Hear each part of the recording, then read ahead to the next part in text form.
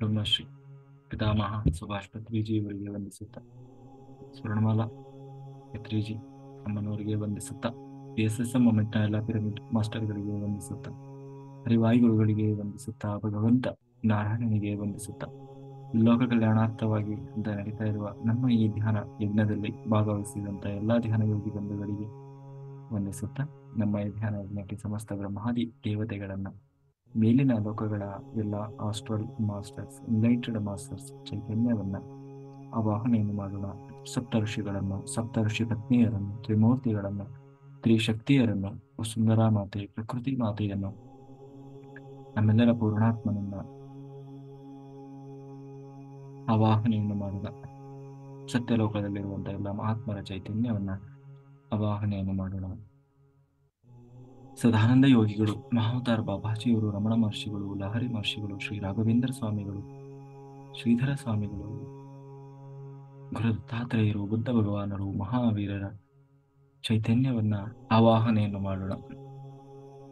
ಲೋಕ ಕಲ್ಯಾಣಾರ್ಥವಾಗಿ ಅಂತ ಹೇಳಿ ಯಾರೆಲ್ಲ ಕೂರು ತಪಸ್ಸು ಮಾಡ್ತಾ ಇದ್ದಾರೆ, ಧ್ಯಾನ ಮಾಡ್ತಾ ಇದ್ದಾರೆ, ಯೋಗಿಗಳು, ಸಿದ್ಧಪುರುಷರು, ಶಿವನಿಗಳು, ಹಿಮಾಲಯದ ಯೋಗಿಗಳು, ಚಿರಂಜೀವಿಗಳ ಚೈತನ್ಯವನ್ನ ಆವಾಹನೆಯನ್ನು ಮಾಡೋಣ. ವಿಶ್ವರೂಪಿಯಾದ ಪರಬ್ರಹ್ಮ ಸ್ವರೂಪಿಯಾದ ವಿಶ್ವಮೂಲ ಚೈತನ್ಯ ಪರಮಾತ್ಮ ಶಕ್ತಿಯನ್ನ ಆವಾಹನೆಯನ್ನು ಮಾಡ್ತಾ ಅವರೆಲ್ಲರ ಚೈತನ್ಯ ಫ್ರೀಕ್ವೆನ್ಸಿಯಲ್ಲಿ ನಾವೆಲ್ಲರೂ ಒಂದಾಗಿ ಈ ಧ್ಯಾನ ಈ ಯಜ್ಞದಲ್ಲಿ ಮುಂದುವರಿಯೋಣ ಅಂತ ಹೇಳ್ತಾ, ಮಾಸ್ಟರ್ಸ್ ನಾವು ಈಗಾಗಲೇ ಭಗವದ್ಗೀತಾ ಚಿಂತನೆಯನ್ನು ಮಾಡ್ತಾ ಇದ್ವಿ. ಭಗವದ್ಗೀತೆಯಲ್ಲಿ ಕೃಷ್ಣ ತನ್ನ ವಿಶೇಷ ವಿಜ್ಞಾನವನ್ನು ಹೇಳ್ತಾ ಇದ್ದ. ಅಂದ್ರೆ ದೇವರು ಅಂದ್ರೆ ಏನು, ಅವನ ಮಹಿಮೆ ಏನಿದೆ ಅಂದ್ರೆ, ನಮ್ಮ ಕಲ್ಪನೆ ಏನು ಅಂತಂದ್ರೆ ದೇವರು ಅಂದ್ರೆ ನಮಗೆ ವರ ಕೊಡುವನೊಬ್ಬ. ಅದು 4 ಕೈ ಇರ್ತದೆ, ಒಂದೊಂದು ಕೈಯಲ್ಲಿ ಯುದ್ಧಕ್ಕೆ ಹೋಗ್ತಾರಲ್ವ, ಹಿಂಗೆ ಒಂದೊಂದು ಅದಕ್ಕೊಂದು ಕೈಯಲ್ಲಿ ಖಡ್ಗ ಶಸ್ತ್ರಾಸ್ತ್ರಗಳನ್ನ ಕೊಟ್ಟಿರ್ತೀವಿ. ನಮಗೆ ಬೇಡಿದ್ದನ್ನ ಕೊಡುವ ಒಂದು ವಸ್ತು ATM ಇದ್ದಾಗೆ. ಅನ್ನೋ ಮನಸ್ಥಿತಿಯಲ್ಲಿ ನಾವು ದೇವರನ್ನ ಚಿಂತನೆ ಮಾಡ್ತೀವಿ. ಆದ್ರೆ ದೇವರು ಅಂದ್ರೆ ಅಷ್ಟಕ್ಕೆ ಸೀಮಿತನಾದವನಲ್ಲ, ಅದಕ್ಕೆ ಮೀರಿದವನು ಅಂತ ಹೇಳಿ ದೇವರು ಆ ಕಲ್ಪನೆಯನ್ನ ತಾನು ವಿಪರಾತ್ಮಕವಾಗಿ ನಿನ್ನೆ ದಿವಸ ನಾವು ನೋಡಿದ್ವಿ. ಅದಕ್ಕೆ ಕೃಷ್ಣ ಹೇಳ್ತಾ ಇದ್ದಾನೆ, ನೋಡು ಅರ್ಜುನ, ನನಗೆ ಪಂಚಭೌತಿಕವಾದ ಶರೀರ ಅನ್ನೋದು ಇಲ್ಲ. ಪಂಚಭೌತಿಕ ಅಂತಂದ್ರೆ ಒಂದು ಫಿಸಿಕಲ್ ಬಾಡಿ, ಅಂದ್ರೆ ಈ ಪಂಚಭೌತಿಕ ಅಂದ್ರೆ ಪಂಚಭೂತಗಳಿಂದ ಸೃಷ್ಟಿಯಾಗುವಂಥದ್ದು ಈ ದೇಹ. ಆಯ್ತು, ಈ ಭೂಮಿ ಮೇಲೆ ಏನು ಸೃಷ್ಟಿ ಆಗ್ತಾ ಇದೆ ಎಲ್ಲದರ ಮೂಲ ಯಾವುದು ಅಂದ್ರೆ ಪಂಚಭೂತಗಳು. ಒಂದು ಅಗ್ನಿ ಇರ್ತದೆ, ವಾಯು, ಮತ್ತೆ ಮಣ್ಣಿರ್ತದೆ, ಹೀಗೆ ನೀರು, ಬೆಂಕಿ, ಪ್ರತಿಯೊಂದು ಹೀಗೆ ಪಂಚಭೂತಗಳಿಂದ ಪ್ರತಿಯೊಬ್ಬರ ದೇಹ ತಯಾರಾಗ್ತಾ ಇದೆ. ಹಾಗೆ ನನಗೆ ಈ ಪಂಚಭೌತಿಕ ಶರೀರ ಅನ್ನೋದು ಇಲ್ಲ. ಮತ್ತೆ ನೀನು ಅವತಾರ ಮಾಡಿದಾಗ ರಾಮನಾಗಿ ಬರ್ತಾನೆ, ಕೃಷ್ಣನಾಗಿ ಬರ್ತಾನೆ, ಬುದ್ಧನಾಗಿ, ಇನ್ನೊಂದು ಏನೇನೋ ರೂಪದಲ್ಲಿ ಮತ್ತೆ ಕಾಣಿಸ್ತಾನಲ್ವಾ, ಅದು ಫಿಸಿಕಲ್, ಅದು ಭೌತಿಕ ಶರೀರ ಅಲ್ವಾ. ಅದಕ್ಕೆ ಕೃಷ್ಣ ಹೇಳ್ತಾ ಇದ್ದಾನೆ, ಅವತಾರ ರೂಪಿಯಾಗಿ ನಾನು ಬಂದಾಗ ನಾನು ಅವ್ಯಕ್ತನಾಗಿ ವ್ಯಕ್ತನಾಗಿ ಕಾಣಿಸಿಕೊಳ್ತೇನೆ. ಯಾಕೆಂದ್ರೆ ದೇವರು ಅಂತಂದ್ರೆ ಅವನು ಎಲ್ಲ ಕಡೆ ಅವ್ಯಕ್ತನಾಗಿ, ಅಂದ್ರೆ ಕಣ್ಣಿಗೆ ಕಾಣದ ಹಾಗೆ ಆವರಿಸಿಕೊಂಡಿರುವವನು. ಆದರೆ ಕೆಲವು ನಿಮಿತ್ತ ಕಾರಣದಿಂದ ಕೆಲವೊಮ್ಮೆ ಅವನು ಬಂದು ನಮಗೆ ಕಾಣಿಸ್ಬೇಕು ಅಂದ್ರೆ ಅವನು ನಮಗೆ ಏನು ಕಾಣ್ತದೆ, ಯಾವುದು ಫಿಸಿಕಲ್ ಫಾರ್ಮೇಶನ್ ಅಲ್ಲಿ ಯಾವುದು ಇದೆ ಅದು ಮಾತ್ರ ನಮ್ಮ ಕಣ್ಣಿಗೆ ಕಾಣ್ತದೆ. ಸೂಕ್ಷ್ಮವಾಗಿರುವುದು ನಮಗೆ ಕಾಣ್ತದ? ಇಲ್ಲ. ಅದಕ್ಕೆ ನಮಗೆ ಕಾಣಿಸಿಕೊಳ್ತಾನೆ, ಯಾಕೆಂದ್ರೆ ನಮಗೆ ನೋಡುವ ಶಕ್ತಿ ಇಲ್ವಲ್ಲ. ಹಾಗಾಗಿ ಒಂದು ಫಿಸಿಕಲ್ ರೂಪದಲ್ಲಿ ಅವನು ಕಾಣಿಸಿಕೊಳ್ತಾನೆ. ಆದರೆ ಅದು ಪಂಚಭೂತಗಳಿಂದ ನಿರ್ಮಿತವಾದ ದೇಹ ಅಲ್ಲ. ಆದರೆ ಕೆಲವು ಮೂರ್ಖರು, ತಿಳಿಗೇಡಿಗಳು ಅವರಂತೆ ನನ್ನನ್ನ ಅಂತ ತಿಳಿತಾರೆ. ಅಂದ್ರೆ ದೇವರು ಕೂಡ ನಮ್ಮ ಹಾಗೆ ಒಂದು ದಿನ ತಾಯಿ ಗರ್ಭದಿಂದ ಹುಟ್ಟಿ ಬರ್ತಾನೆ, ಅವನಿಗೂ ನಮ್ಮ ಹಾಗೆ ದೇಹ ಬರ್ತದೆ, ಅವನು ನಮ್ಮ ಹಾಗೆ ಯೌವನ, ವೃದ್ಧಾಪ್ಯ, ಏನು ತಲೆ ಕೂದಲು ಹಣ್ಣಾಗುವುದು, ಹೀಗೆ ಅಂದ್ರೆ ಮನುಷ್ಯರು ಹೇಗೆ ಬೆಳಕು ಬಾಳಿ ಏನು ಆಗ್ತಾರೆ, ಅಂದ್ರೆ ದೇಹ ಹೇಗೆ ಬೆಳವಣಿಗೆ ಆಗ್ತದೆ, ದೇವರು ಹಾಗೆ ಅಂತ ಅನ್ಕೊಳ್ತಾರೆ. ಅವರು ತಿಳಿಗೇಡಿಗಳು, ಮೂರ್ಖರು. ಅಷ್ಟೇ ಅಲ್ಲ, ಅವರು ತಾಮಸ ಸ್ವಭಾವದವರು ಅಂತ ಹೇಳಿ. ಹಾಗಾಗಿ ನಾನು ಭೂತ ಮಹೇಶ್ವರ ಏನು ಭೂತ ಅಂತಂದ್ರೆ ಪ್ರತಿಯೊಂದು ಜೀವರಾಶಿಗಳನ್ನ, ಪ್ರತಿಯೊಂದು ವಸ್ತುವನ್ನು ಭೂತ ಅಂತ ಕರೀತಾರೆ. ಭೂತ, ಅಂತಹ ಭೂತ ಮಹೇಶ್ವರ. ಆ ಭೂತಗಳಿಗೆಲ್ಲ ನಾನು ಮಹೇಶ್ವರ ಅಂದ್ರೆ ಈಶ್ವರನಾಗಿದ್ದೇನೆ. ಹಾಗಾಗಿ ಬ್ರಹ್ಮದೇವರಿಂದ ಹಿಡಿದು ಸಮಸ್ತ ಭೂತಗಳಿಗೂ ನಾನು ಮಹಾನ್ ಅಂತಂದ್ರೆ ಭೂತ ಮಹೇಶ್ವರನಾಗಿದ್ದೇನೆ, ಈಶ್ವರನಾಗಿದ್ದೇನೆ. ಮಹಾ ಈಶ್ವರ, ಮಹೇಶ್ವರ, ಭೂತ ಪ್ಲಸ್ ಮಹತ್ ಪ್ಲಸ್ ಈಶ್ವರ. ನೀವು ಬಿಡಿಸಿ ಬರೆದ್ರೆ ಏನೋ ವ್ಯಾಕರಣದಲ್ಲಿ. ಹಾಗೆ ಭೂತ ಅಂದ್ರೆ ಜೀವರಾಶಿಗಳು, ಮಹತ್ ಅಂದ್ರೆ ಎಲ್ಲದಕ್ಕಿಂತಲೂ ಮೇಲೆ ಮೇಲೆ ಮೇಲೆ ಈಶ್ವರ ಅಂದ್ರೆ ಆ ಪರಮಾತ್ಮ ಶಕ್ತಿ. ಹಾಗಾಗಿ ನಾನು ನಿನ್ನಂತೆ ಅಥವಾ ಜನಸಾಮಾನ್ಯರಂತೆ ನಾನು ಅವತಾರ ಮಾಡಿ ಬಂದಾಗ ಅದು ನಿಮ್ಮಂತೆ ಅಂತ ತಿಳ್ಕೊಳ್ಳಬಾರದು. ತಿಳ್ಕೊಳ್ಳೋರು ಅದು ಮೂರ್ಖರು, ತಿಳಿಗೇಡಿಗಳು, ಅವರು ತಾಮಸ ಸ್ವಭಾವದವರು.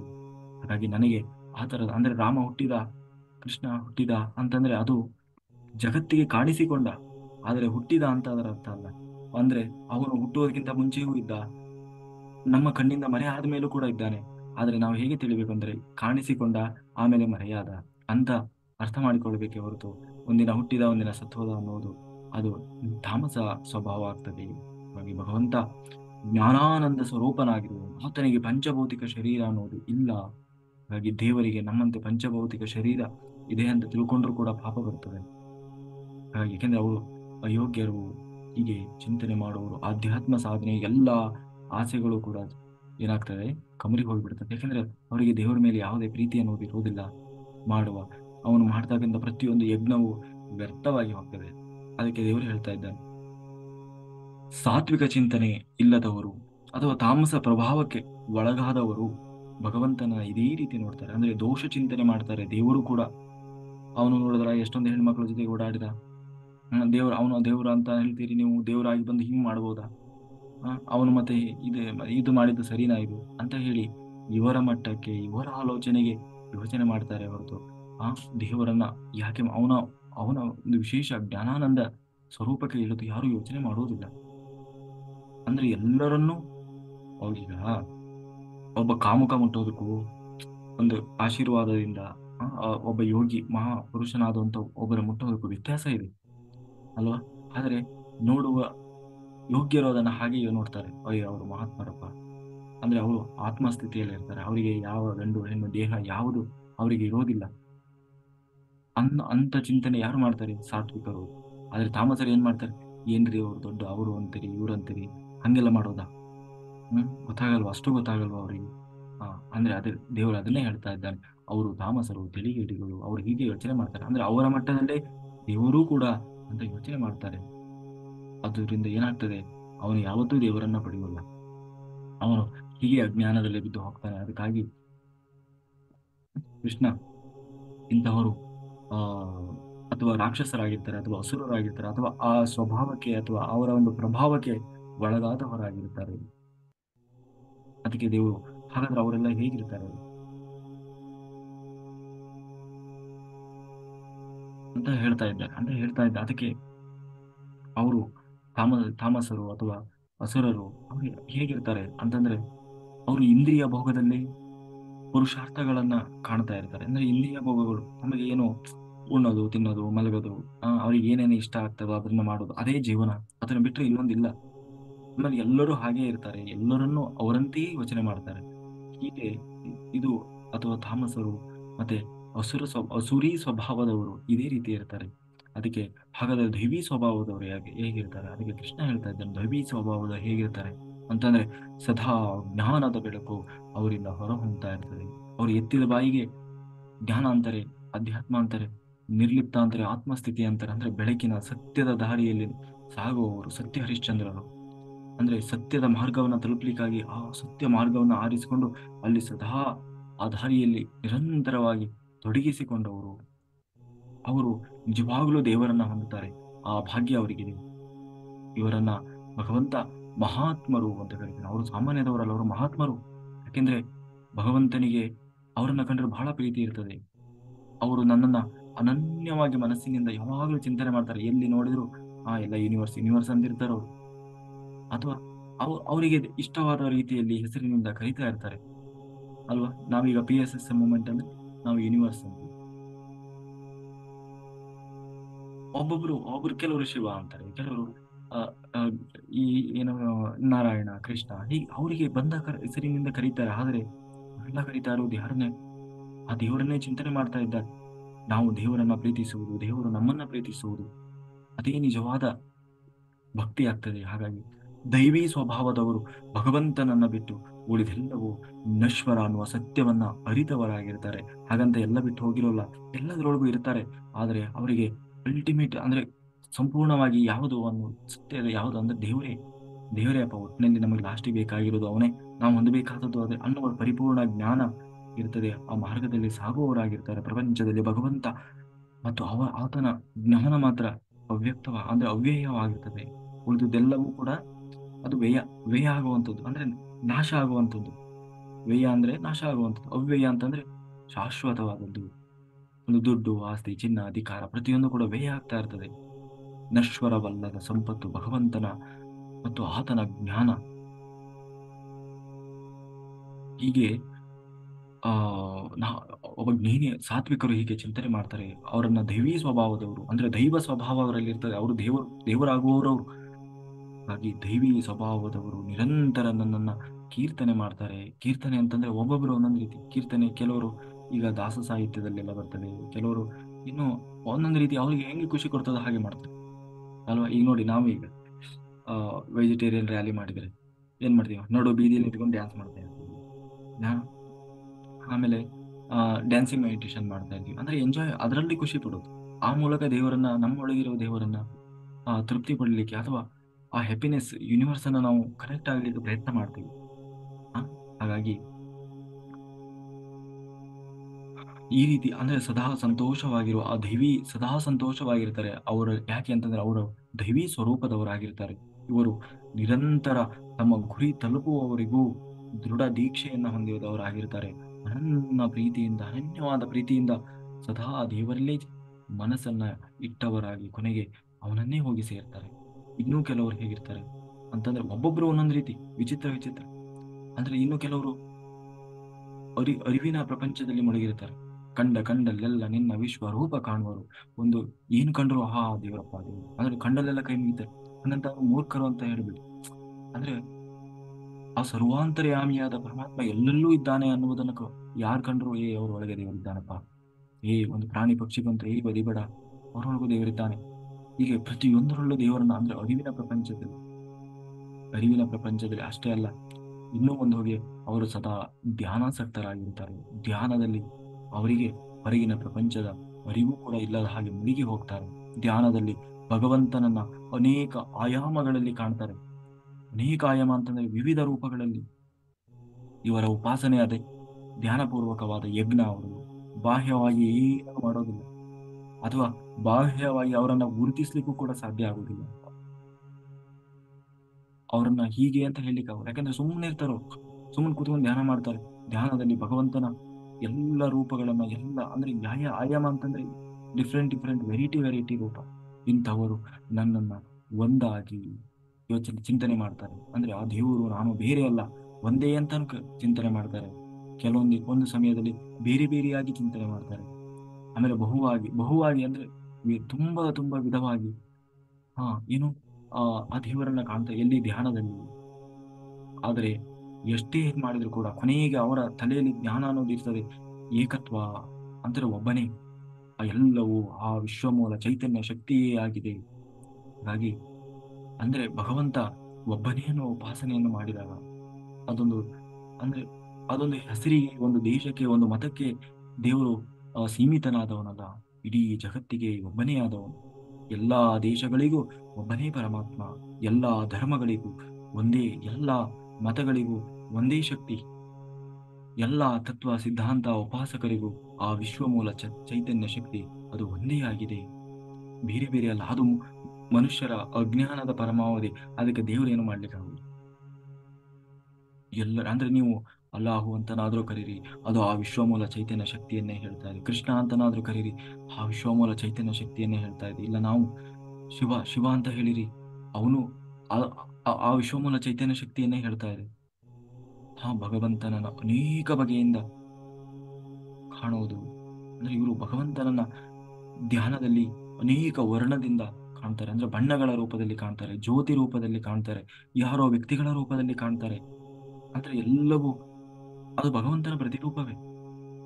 ಅದು ಯಾಕಂದ್ರೆ ಇವನ ಮನಸ್ಸಿನಲ್ಲಿ ಪೂರ್ತಿ ಆ ದೇವರೇ ಕೂತಿರ್ತಾನೆ. ಹಾಗಾಗಿ ಎಲ್ಲ ಆ ದೇವರ ಸ್ವರೂಪಗಳೇ ಅವನಿಗೆ ಕಾಣಿಸ್ತಾ ಇರ್ತದೆ. ಹೀಗೆ ವಿಶ್ವತೋಮುಖ ವಿಶ್ವತೋಮುಖ, ದೇವರಿಗೆ ಒಂದಲ್ಲ ಅನೇಕ ಅನಂತ ಮುಖಗಳಿದ್ದ, ಅಂದ್ರೆ ಇಡೀ ವಿಶ್ವವೇ ಅವನ ಮುಖ ಅಂತ ಚಿಂತನೆ ಮಾಡ್ತಾರೆ. ಚತುರ್ಮೂರ್ತಿ ಅಂತ, ಏಕ ಏಕಮೂರ್ತಿ, ಅನೇಕ ಮೂರ್ತಿ ಅಂತ ಹೇಳಿ, ಅನೇಕ ಮೂರ್ತಿ ಅಂದ್ರೆ ವಿಗ್ರಹ ಅಂತ ಇರ್ತಲ್ಲ, ರೂಪಗಳು ಅನೇಕ ವರ್ಣದಿಂದ ಅವರು ಅಂದ್ರೆ ಸ್ವಭಾವ ಹೀಗೆ ಧ್ಯಾನದಲ್ಲಿ ಸದಾ ಮಗ್ನರಾಗಿ ಆ ಅದನ್ನೇ ಧ್ಯಾನದ ಅನುಭವಗಳು ಅಂತೀವಲ್ಲ, ಹಾಗೆ ಭಗವಂತನನ್ನ ಹೇಗೆ ಅನುಸಂಧಾನ ಮಾಡಬೇಕು, ಹೇಗೆ ಮಾಡಬಾರದು ಅನ್ನುವ ಸಂಪೂರ್ಣ ಅರಿವು ಅವರಿಗೆ ಇರ್ತದೆ. ಹೀಗೆ ಎಲ್ಲರೂ ಮಾಡಬೇಕಾದದ್ದು. ಅಷ್ಟೇ ಅಲ್ಲ, ಇನ್ನು ನನ್ನ ವಿಭೂತಿ ರೂಪಗಳನ್ನ ಹಿಂದೆ ಹೇಳಿದ್ದೆ. ಅಂದ್ರೆ ಹಿಂದೆ ಬರೀ ನಾನು ಪಂಚಭೂತಗಳಲ್ಲಿ ಹೇಗಿದ್ದೇನೆ, ಮತ್ತೆ ನಮ್ಮ ಆ ಏನೋ ಏನು ಪಂಚ ಇಂದ್ರಿಯಗಳಲ್ಲಿ ಹೇಗಿದ್ದೇನೆ ಅನ್ನೋದನ್ನ ದೇವರು ಹೇಳಿದ್ದ. ಈಗ ಇನ್ನೂ ವಿಶೇಷವಾಗಿ, ಇನ್ನೂ ಆಳವಾಗಿ ವಿಭೂತಿ ರೂಪಗಳು ಅಂದ್ರೆ ನನ್ನ ವಿಶೇಷ ಸನ್ನಿಧಾನ.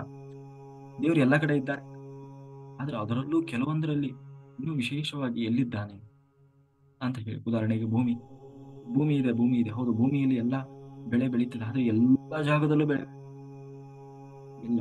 ಒಂದೊಂದು ಎಲ್ಲವೂ ಭೂಮಿನೇ, ಎಲ್ಲದೂ ಮಣ್ಣೆ, ಆದ್ರೆ ಎಲ್ಲಾ ಮಣ್ಣು ಒಂದೇ ತರ ಇರೋಲ್ಲ. ಒಂದೊಂದು ಮಣ್ಣಲ್ಲಿ ಒಂದೊಂದು ತರದ ಗುಣ ಇರ್ತದೆ. ಒಂದು ಪ್ರದೇಶದಿಂದ ಇನ್ನೊಂದು ಪ್ರದೇಶಕ್ಕೆ ಹಾಗೆ, ಅಂದ್ರೆ ವೈಶಿಷ್ಟ್ಯತೆ ಅನ್ನೋದು. ಹಾಗಾಗಿ ಅದಕ್ಕೆ ದೇವರು ಹೇಳ್ತಾ ಇದ್ದಾರೆ ನೋಡು, ಮೊದಲನೇದಾಗಿ ಪುನಃ ಅಗ್ನಿ ಪ್ರತೀಕವಾಗಿ, ಅಂದ್ರೆ ನನ್ನನ್ನು ಹೇಗೆಲ್ಲ ಚಿಂತನೆ ಮಾಡ್ತಾರೆ, ನೀನು ಹೇಗೆ ಆರಾಧನೆ ಮಾಡಬೇಕು ಅಂದ್ರೆ ಚಿಂತನೆ ಮಾಡಬೇಕು. ಆರಾಧನೆ ಅಂದ್ರೆ ಆಧ್ಯಾತ್ಮಿಕ, ಆ ದೇವರನ್ನ ಹೇಗೆಲ್ಲ ಕಾಣ್ಲಿಕ್ಕೆ ಪ್ರಯತ್ನ ಮಾಡಬೇಕು. ಅದಕ್ಕೆ ದೇವರು ಹೇಳ್ತಾ ಇದ್ದಾರೆ ಮೂರು ರೂಪದಲ್ಲಿ, ಅಂದ್ರೆ ಈ ಪಂಚಭೂತಗಳಲ್ಲೇ ಅಂದ್ರೆ ದೇವರು ಅಂದ್ರೆ ಆ ಪಂಚಭೂತಗಳಲ್ಲಿ ತಾನು ಮೊದಲನೇದಾಗಿ ಚಿಂತನೆ ಮಾಡಬೇಕು. ಹೇಗೆ ಅಗ್ನಿ ಪ್ರತೀಕವಾಗಿ, ಅಗ್ನಿ ಪ್ರತೀಕ, ನೀವೊಂದು ದೀಪ ಹಚ್ಚಿರಿ ಅದು ಅಗ್ನಿ. ನೀವೊಂದು ಅಗ್ನಿಕುಂಡವನ್ನು ಹಾಕಿರಿ ಅದು ಅಗ್ನಿ. ಅಥವಾ ಏನೋ ಅಗ್ನಿಹೋತ್ರ ಮಾಡುವವರು ಮಾಡ್ತಾರೆ, ಅದು ಒಂದು ಅಗ್ನಿ. ಹಿಂಗೆ ಅಂದ್ರೆ ಅಗ್ನಿಯನ್ನ ಪ್ರತೀಕವಾಗಿ ಇಟ್ಟುಕೊಂಡು ಅದು ದೇವರು ಅಂತ ಚಿಂತನೆ ಮಾಡುವುದು. ನಾವು ಓಪನ್ ಐ ಮೆಡಿಟೇಷನ್ ಮಾಡ್ತೀವಿ, ಆ ಅಗ್ನಿ ಬೇರೆ ಯಾರು, ಅದು ಆ ವಿಶ್ವಮೂಲ ಚೈತನ್ಯ ಶಕ್ತಿನೇ ಅದು. ವಾಯು ಪ್ರತೀಕವಾಗಿ, ಇನ್ನು ವಾಯು ಪ್ರತೀಕ ಅಂದ್ರೆ ನಾವು ಉಸಿರಾಟದ ಮೇಲೆ ಶ್ವಾಸ ಕೊಡ್ತೀವಿ. ಆ ಶ್ವಾಸ ಬೇರೆ ಯಾರು ಅಲ್ಲ, ಆ ವಿಶ್ವಮೂಲ ಚೈತನ್ಯ ಶಕ್ತಿ. ಇನ್ನು ಆದಿತ್ಯ ಅಂದ್ರೆ ಸೂರ್ಯನನ್ನು ಚಿಂತನೆ ಮಾಡ್ತೀವಿ, ಅಂದ್ರೆ ಬೆಳಕು. ಹೀಗೆ ಭೂಸ್ತರದಲ್ಲಿ ಭಗವಂತನ ಉಪಾಸನೆ ಅಗ್ನಿ ಪ್ರತೀಕದಲ್ಲಿ ಆಗ್ತದೆ. ಅಂದ್ರೆ ಸಾಮಾನ್ಯವಾಗಿ ಭೂಮಿಯ ಮೇಲೆ ಚಿಂತನೆ ಮಾಡುವವರು ಅಗ್ನಿ ಪ್ರತೀಕ.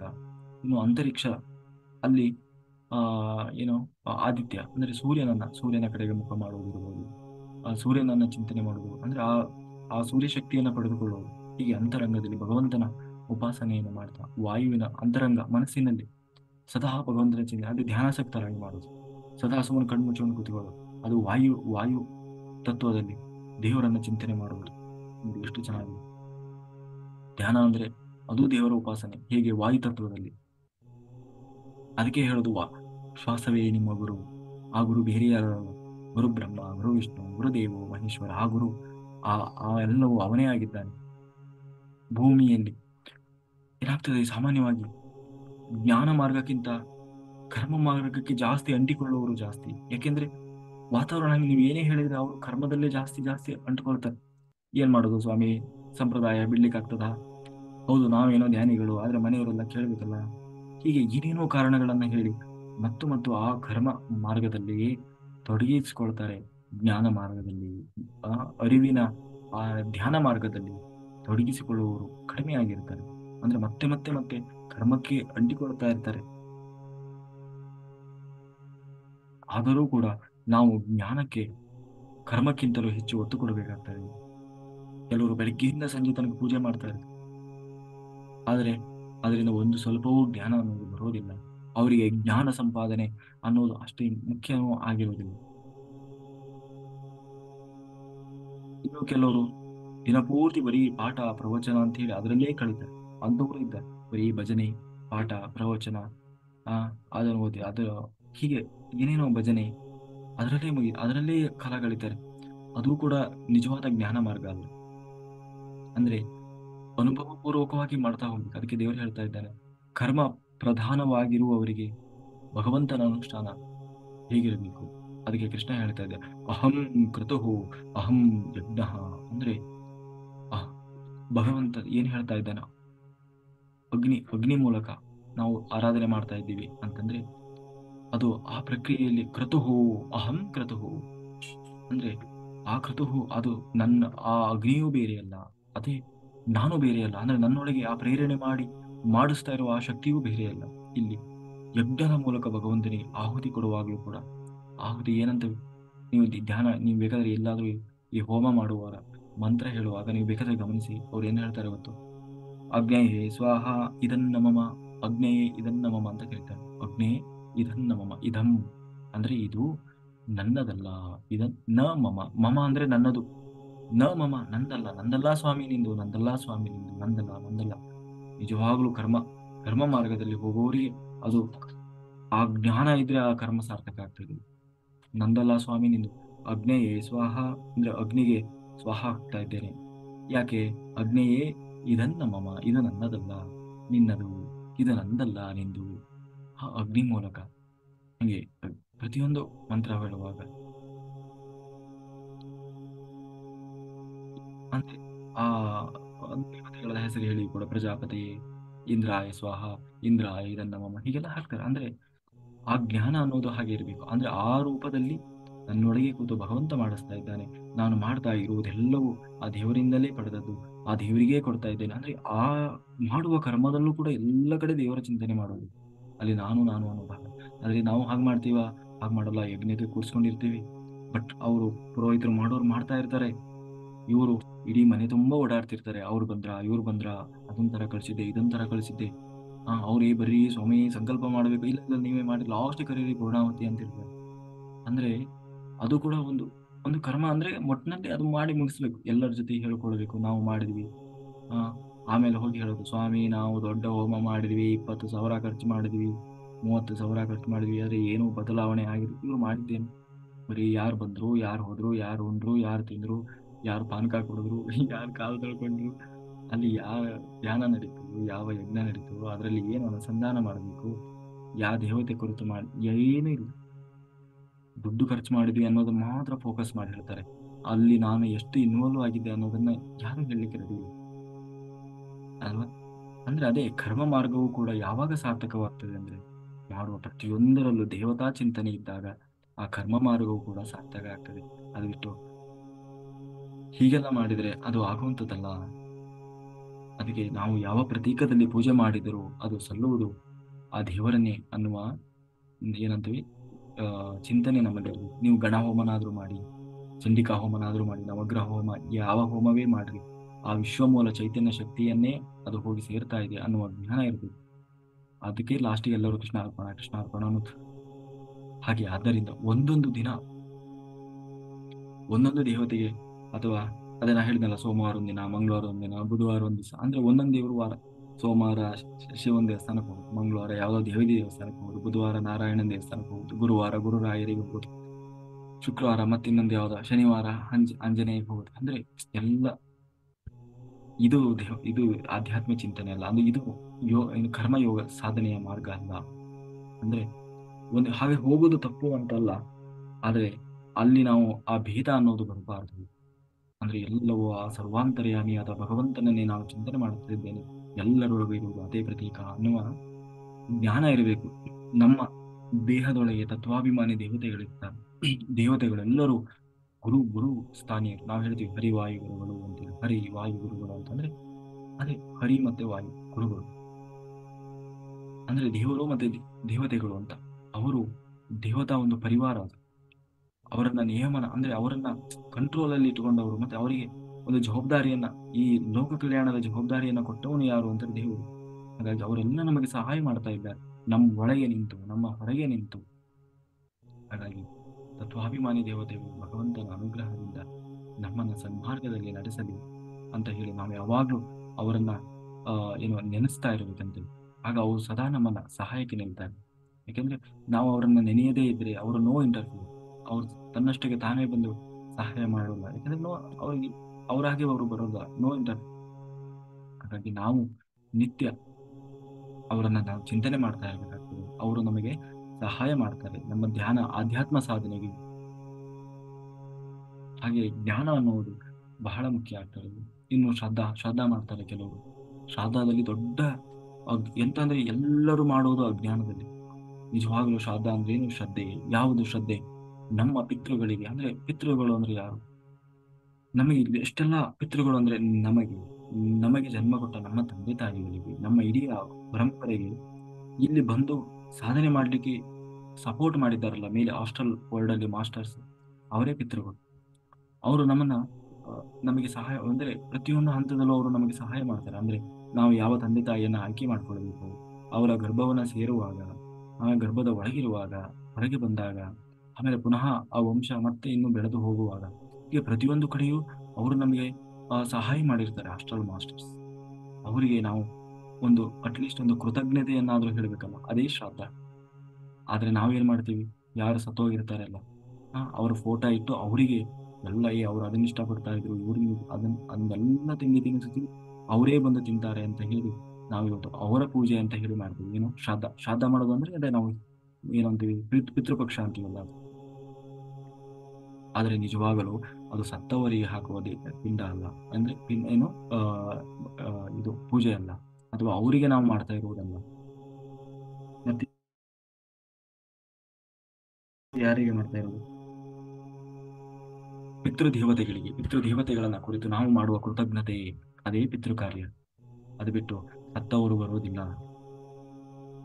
ಅವತ್ತು ಬಂದು ನಮ್ಮ ಶ್ರಾದ್ದದಲ್ಲಿ ತಿನ್ನುವುದು ಅವರು ಮೊದಲು ನಾವು 13 ದಿವಸ ಅಂತ ಏನು ಮಾಡ್ತಾರಲ್ವ, 13ನೇ ದಿನದವರೆಗೆ ಏನು ಮಾಡ್ತಾರೆ, ಅದು ಮಾತ್ರ ಅವರನ್ನ ಕುರಿತು ಮಾಡೋದು. ಆಮೇಲೆ ಮಾಡೋದು ಯಾವುದು ಅವರ ಕುರಿತು ಮಾಡುವುದಲ್ಲ, ಪಿತೃದೇವತೆಗಳಿಗೆ ಸಲ್ಲುವಂಥದ್ದು. ಅಂದ್ರೆ ಅವರ ಮೂಲಕ ಅವರಿಗೊಂದು ಕೃತಜ್ಞತೆ.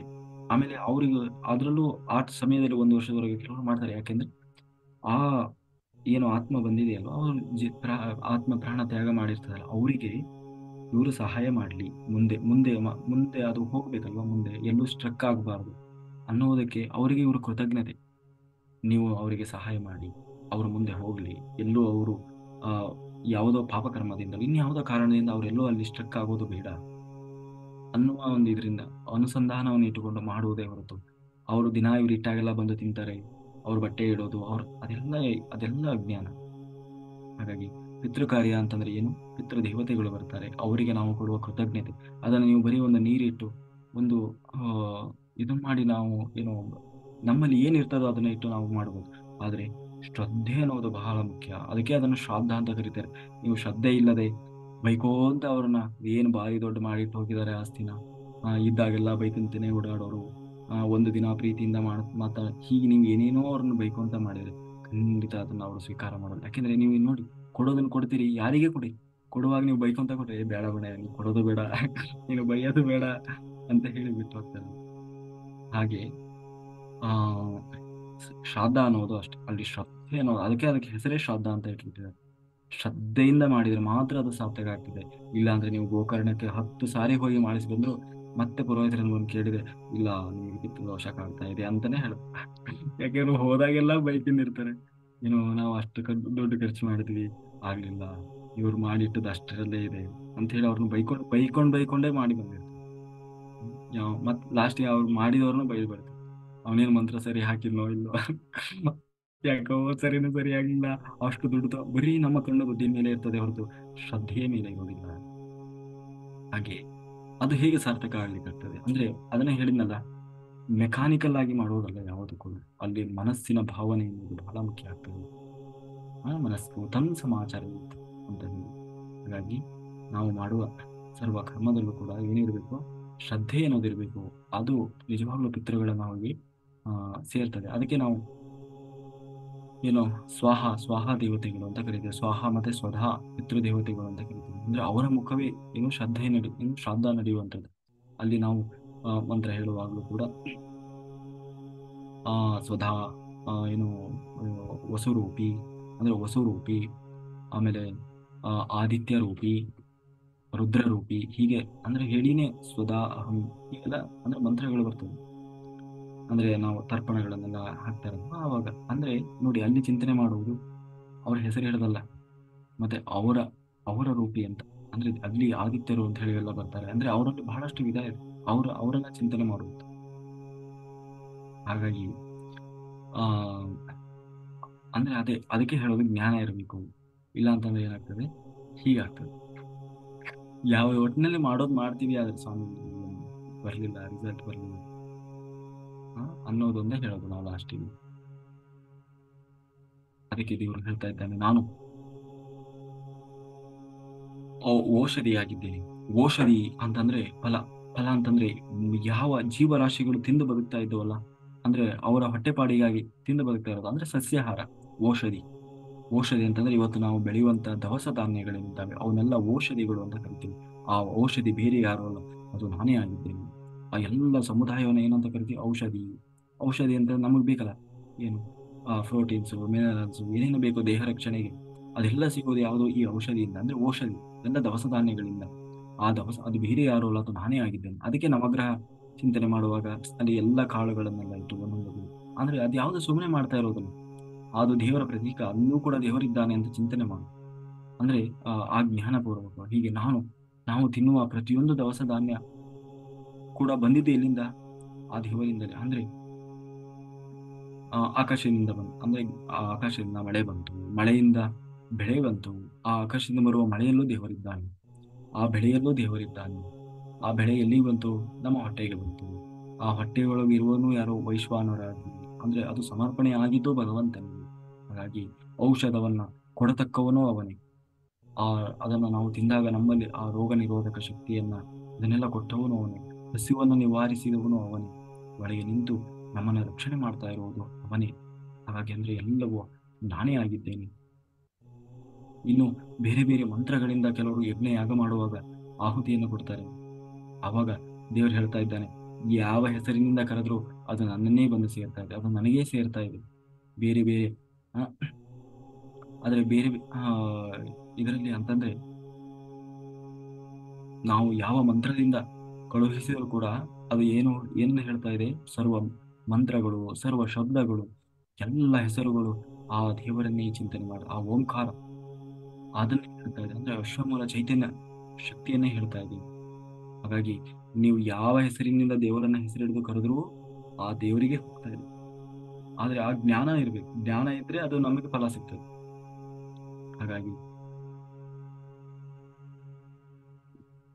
ಅದಕ್ಕೆ ದೇವರು ಏನ್ ಹೇಳ್ತಾರೆ? ಅಹಂ ಏವ ಆಜ್ಯಂ. ಆಜ್ಯ ಅಂತಂದ್ರೆ ಏನು? ತುಪ್ಪ. ತುಪ್ಪದಲ್ಲಿ ನಾನು ವಿಶೇಷವಾಗಿ ಸನ್ನಿಹಿತನಾಗಿದ್ದೇನೆ. ಅಂದ್ರೆ ನನ್ನ ಸನ್ನಿಧಾನ ಜಾಸ್ತಿ ಇದೆ. ಅದಕ್ಕೆ ಯಜ್ಞಯಾಗಗಳಲ್ಲಿ ತುಪ್ಪವನ್ನು ಬಳಸ್ತಾರೆ. ಯಾಕೆಂದ್ರೆ ತುಪ್ಪದಲ್ಲಿ ಬಹಳ ದೇವರ ಸನ್ನಿಧಾನ ಇದೆ. ಅದಕ್ಕೆ ನೀವು ದೇವರಿಗೆಲ್ಲ ನೈವೇದ್ಯ ಮಾಡುವಾಗ ಅನ್ನದಲ್ಲೆಲ್ಲ ಏನ್ ಹಾಕ್ತಾರೆ? ತುಪ್ಪ ಹಾಕ್ತಾರೆ. ಅಥವಾ ನಾವು ಪ್ರತಿ ಊಟ ಮಾಡುವಾಗ ಅನ್ನಕ್ಕೆ ಏನ್ ಮಾಡ್ತಾರೆ? ತುಪ್ಪ ಹಾಕ್ತಾರೆ. ಯಾಕೆಂದ್ರೆ ಅದು ದೇವರ ಸನ್ನಿಧಾನ ಬರಲಿ, ಲಕ್ಷ್ಮೀ ಸನ್ನಿಧಾನ ಬರ್ತದೆ, ದೇವರ ಸನ್ನಿಧಾನ ಇರ್ತದೆ. ಯಾಕೆಂದ್ರೆ ತುಪ್ಪದಲ್ಲಿ ದೇವರ ಸನ್ನಿಧಾನ ಜಾಸ್ತಿ ಇದೆ.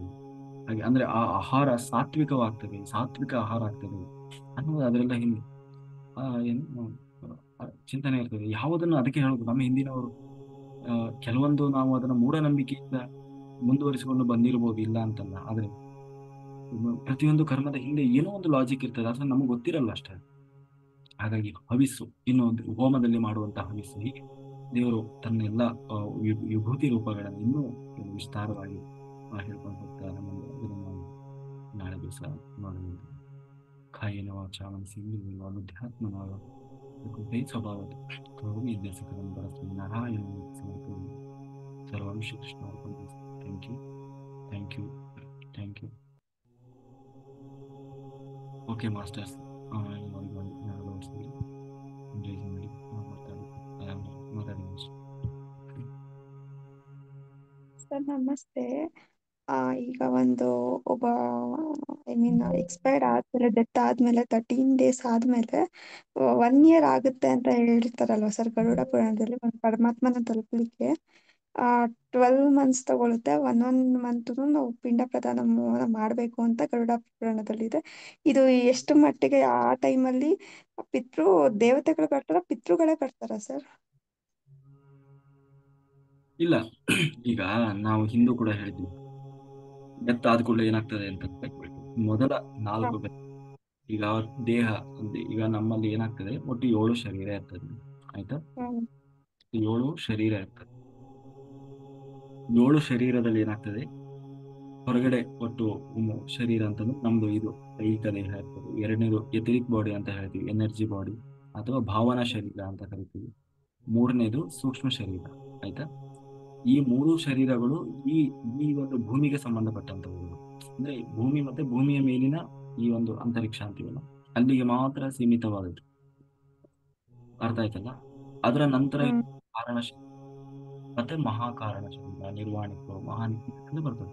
ಒಟ್ಟು 4 ಶರೀರ, ಮತ್ತೆ ಅದ್ರ ನಂತರ ಇದೆ ಈ ನಾಲ್ಕನೇ ಶರೀರ ಇರ್ತದಲ್ಲ, ಅಂದ್ರೆ ಕಾರಣ ಶರೀರ ಅಂತಂದ್ರೆ ಆ ಕಾರಣ ಶರೀರದಲ್ಲಿ ಆತ್ಮ ಇರ್ತದೆ, ಕೂತಿರ್ತದೆ. ಆ ಕಾರಣ ಶರೀರದಲ್ಲೇ ನಮ್ದು ಆಕಾಶಿಕ್ ರೆಕಾರ್ಡ್ ಅಂತೀವಲ್ಲ, ನಮ್ದು ಕರ್ಮಗಳ ಲಿಸ್ಟ್ ಆ ಒಂದು ಇದರಲ್ಲಿ ಇರ್ತದೆ. ದೇಹ ತ್ಯಾಗ ಆದ ಕೂಡಲೇ ಏನಾಗ್ತದೆ, ದೇಹ ತ್ಯಾಗ ಅಂತಂದ್ರೆ ನಮ್ಮ ಸೂಕ್ಷ್ಮ ಶರೀರ ಹೊರಗಡೆ ಬರ್ತದೆ. ಅಂದ್ರೆ ಸೂಕ್ಷ್ಮ ಶರೀರ ಹೊರಗಡೆ ಬಂದಾಗ ನಮ್ಮ ಸೂಕ್ಷ್ಮ ಈ ಫಿಸಿಕಲ್ ಅಂದ್ರೆ ಅನ್ನಮಯ ಬಾಡಿಗೂ ಮತ್ತೆ ಆ ಸೂಕ್ಷ್ಮ ಶರೀರಕ್ಕೂ ಒಂದು ಲೇಯರ್ ಇರ್ತದೆ, ಅದನ್ನು ಪ್ರಾಣಶಕ್ತಿ ಅಂತ ಹೇಳ್ತಾರೆ. ಅದನ್ನ ನೀವು ಸಿಲ್ವರ್ ಕಾರ್ಡ್ ಅಂತ ಕೂಡ ಹೇಳ್ತೀವಿ, ಅದನ್ನು ಪ್ರಾಣಶಕ್ತಿ. ಅದನ್ನೇ ನಾವು ಬಿ ಪಿ ಲೋ ಆಗೋದು ಅಂತೀವಿ, ಸೈನ್ಸ್ ಅಲ್ಲಿ ಬಿ ಪಿ ಲೋ ಆಗೋದು, ಅದನ್ನ ಹ್ಮ್ ಪ್ರಾಣಶಕ್ತಿ ಅಂತೀವಿ. ಪ್ರತಿಯೊಬ್ಬರಿಗೂ ಸಾವಿನ ಸಮಯದಲ್ಲಿ ಬಿ ಪಿ ಲೋ ಆಗ್ತದೆ, ಆ ಬ್ಲಡ್ ಪ್ರೆಷರ್ ಕಡಿಮೆ ಆಗಿ ಹೃದಯ ಬಡಿತ ಸ್ಟಾಪ್ ಆಗ್ತದೆ, ಅಲ್ಲಿಗೆ ಆ ದೇಹ ಅನರ್ಹ ಆಗ್ತದೆ. ಅವಾಗ ಆ ಪ್ರಾಣಶಕ್ತಿ ಅನ್ನೋದು ಸಂಪೂರ್ಣ ಕಟ್ ಆಗ್ತದೆ, ಸ್ಟಾಪ್ ಆಗ್ತದೆ.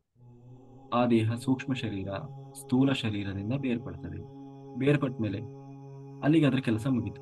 ಅವಾಗ ಅವರು ಆ ಏನು ಕೂಡಲೇ ಅವರೆಲ್ಲ ಹೊರಗೆ ಎಲ್ಲ ದೇಹಗಳು ಹೊರಗಡೆ ಬರ್ತದೆ. ಯಾವುದು ಕಾರಣ ಶರೀರ, ಹ್ಮ್ ಕಾರಣ ಶರೀರದಲ್ಲಿರುವ ಆತ್ಮ ಹೊರಗಡೆ ಬರ್ತದೆ. ಏನೇನು ಒಂದು ಫಿಸಿಕಲ್ ಬಾಡಿ ಅದು ಬಿದ್ದಿದೆ ಕೆಳಗಡೆ, ಹೊರಗಡೆ ಸೂಕ್ಷ್ಮ ಶರೀರ ಅಂದ್ರೆ ಆಸ್ಟ್ರಲ್ ಬಾಡಿ ಮತ್ತೆ ನಮ್ಮ ಭಾವನಾ ಶರೀರ, ಈ ಎರಡೂ ಹೊರಗಡೆ ಬಂದಿರ್ತದೆ. ಜೊತೆಗೆ ಕಾರಣ ಶರೀರದಲ್ಲಿ ಆತ್ಮ ಇರ್ತದೆ. ಹ್ಮ್ ಕಾರಣ ಶರೀರದಲ್ಲಿ ಆತ್ಮ ಇರ್ತದಲ್ಲ, ಅದು ಕೂಡಲೇ ಇಲ್ಲಿ ಹೋಗ್ತದೆ, ಕಾರಣ ಲೋಕಕ್ಕೆ ಹೋಗ್ತದೆ, ಆ ಕ್ಷಣದಲ್ಲೇ ಹೋಗ್ತದೆ. ಯಾಕೆ ಹೋಗ್ತದೆ ಅಂದ್ರೆ ಅದೊಂದು ಪ್ರೊಸೀಜರ್. ಕೂಡಲೇ ಅಂದ್ರೆ ಆ ಕ್ಷಣದಲ್ಲೇ ಹೋಗ್ತದೆ. ಯಾರು ಅಂತಂದ್ರೆ ಆಮೇಲೆ ಸಾವು ನಡೆಯೋದು ತನ್ನಷ್ಟು ತಾನೇ ನಡೆಯಲ್ಲ, ಅದಕ್ಕೆ 2 ಜನ ಮಾಸ್ಟರ್ಸ್ ಇರ್ತಾರೆ. ಅವರನ್ನೇ ನೀವು ದೂತರು ಅಂತಾನೂ ಹೇಳ್ಬೋದು. ಅದನ್ನ ಅಂದ್ರೆ ದೇವದೂತರಂತನಾದ್ರೂ ಹೇಳಿ, ಯಮದೂತರಂತನಾದ್ರೂ ಹೇಳಿ, ಒಟ್ಟಿನಲ್ಲಿ 2 ಜನ ಮಾಸ್ಟರ್ಸ್ ಅವರಿಗೆ ಹೆಲ್ಪ್ ಹ್ಮ್ ಜೊತೆಗೆ. ಅರ್ಥ ಆಯ್ತಾ? ಹ್ಮ್ ಅವರು ಏನ್ ಮಾಡ್ತಾರೆ, ಇಮ್ಮಿಡಿಯೇಟ್ ಆಗಿ ಅವರನ್ನ ಕಾರಣ ಲೋಕಕ್ಕೆ ಕರ್ಕೊಂಡು ಹೋಗ್ತಾರೆ, ಅಂದ್ರೆ ಯಮ ಲೋಕಕ್ಕೆ ಕರ್ಕೊಂಡು ಹೋಗ್ತಾರೆ. ಕರ್ಕೊಂಡು ಹೋಗಿ ಅಲ್ಲಿ ಇನ್ಫಾರ್ಮೇಶನ್ ಆಗ್ತದೆ, ಇದು ಅವರೇನಾ ಅಂತ. ಸರ್ ಬಟ್ ಆದ್ರೆ ನಾನ್ ಕೇಳಿದೀನಿ ಒಬ್ರಿಗೆ ದೆವ್ವ ಹಿಡ್ಕೊಂಡಿದೆ ಅವನ್ ದೆವ್ವನ್ ಬಿಡ್ಸೋದಕ್ಕೆ ಯಾರತ್ರ ಕರ್ಕೊಂಡು ಹೋಗ್ತಾರೆ ಅಲ್ವಾ ಸರ್ ಅದು. ಒಂದು ನಿಮಿಷ, ನಾನು ಹೇಳೋದ್ ಕೇಳಿ.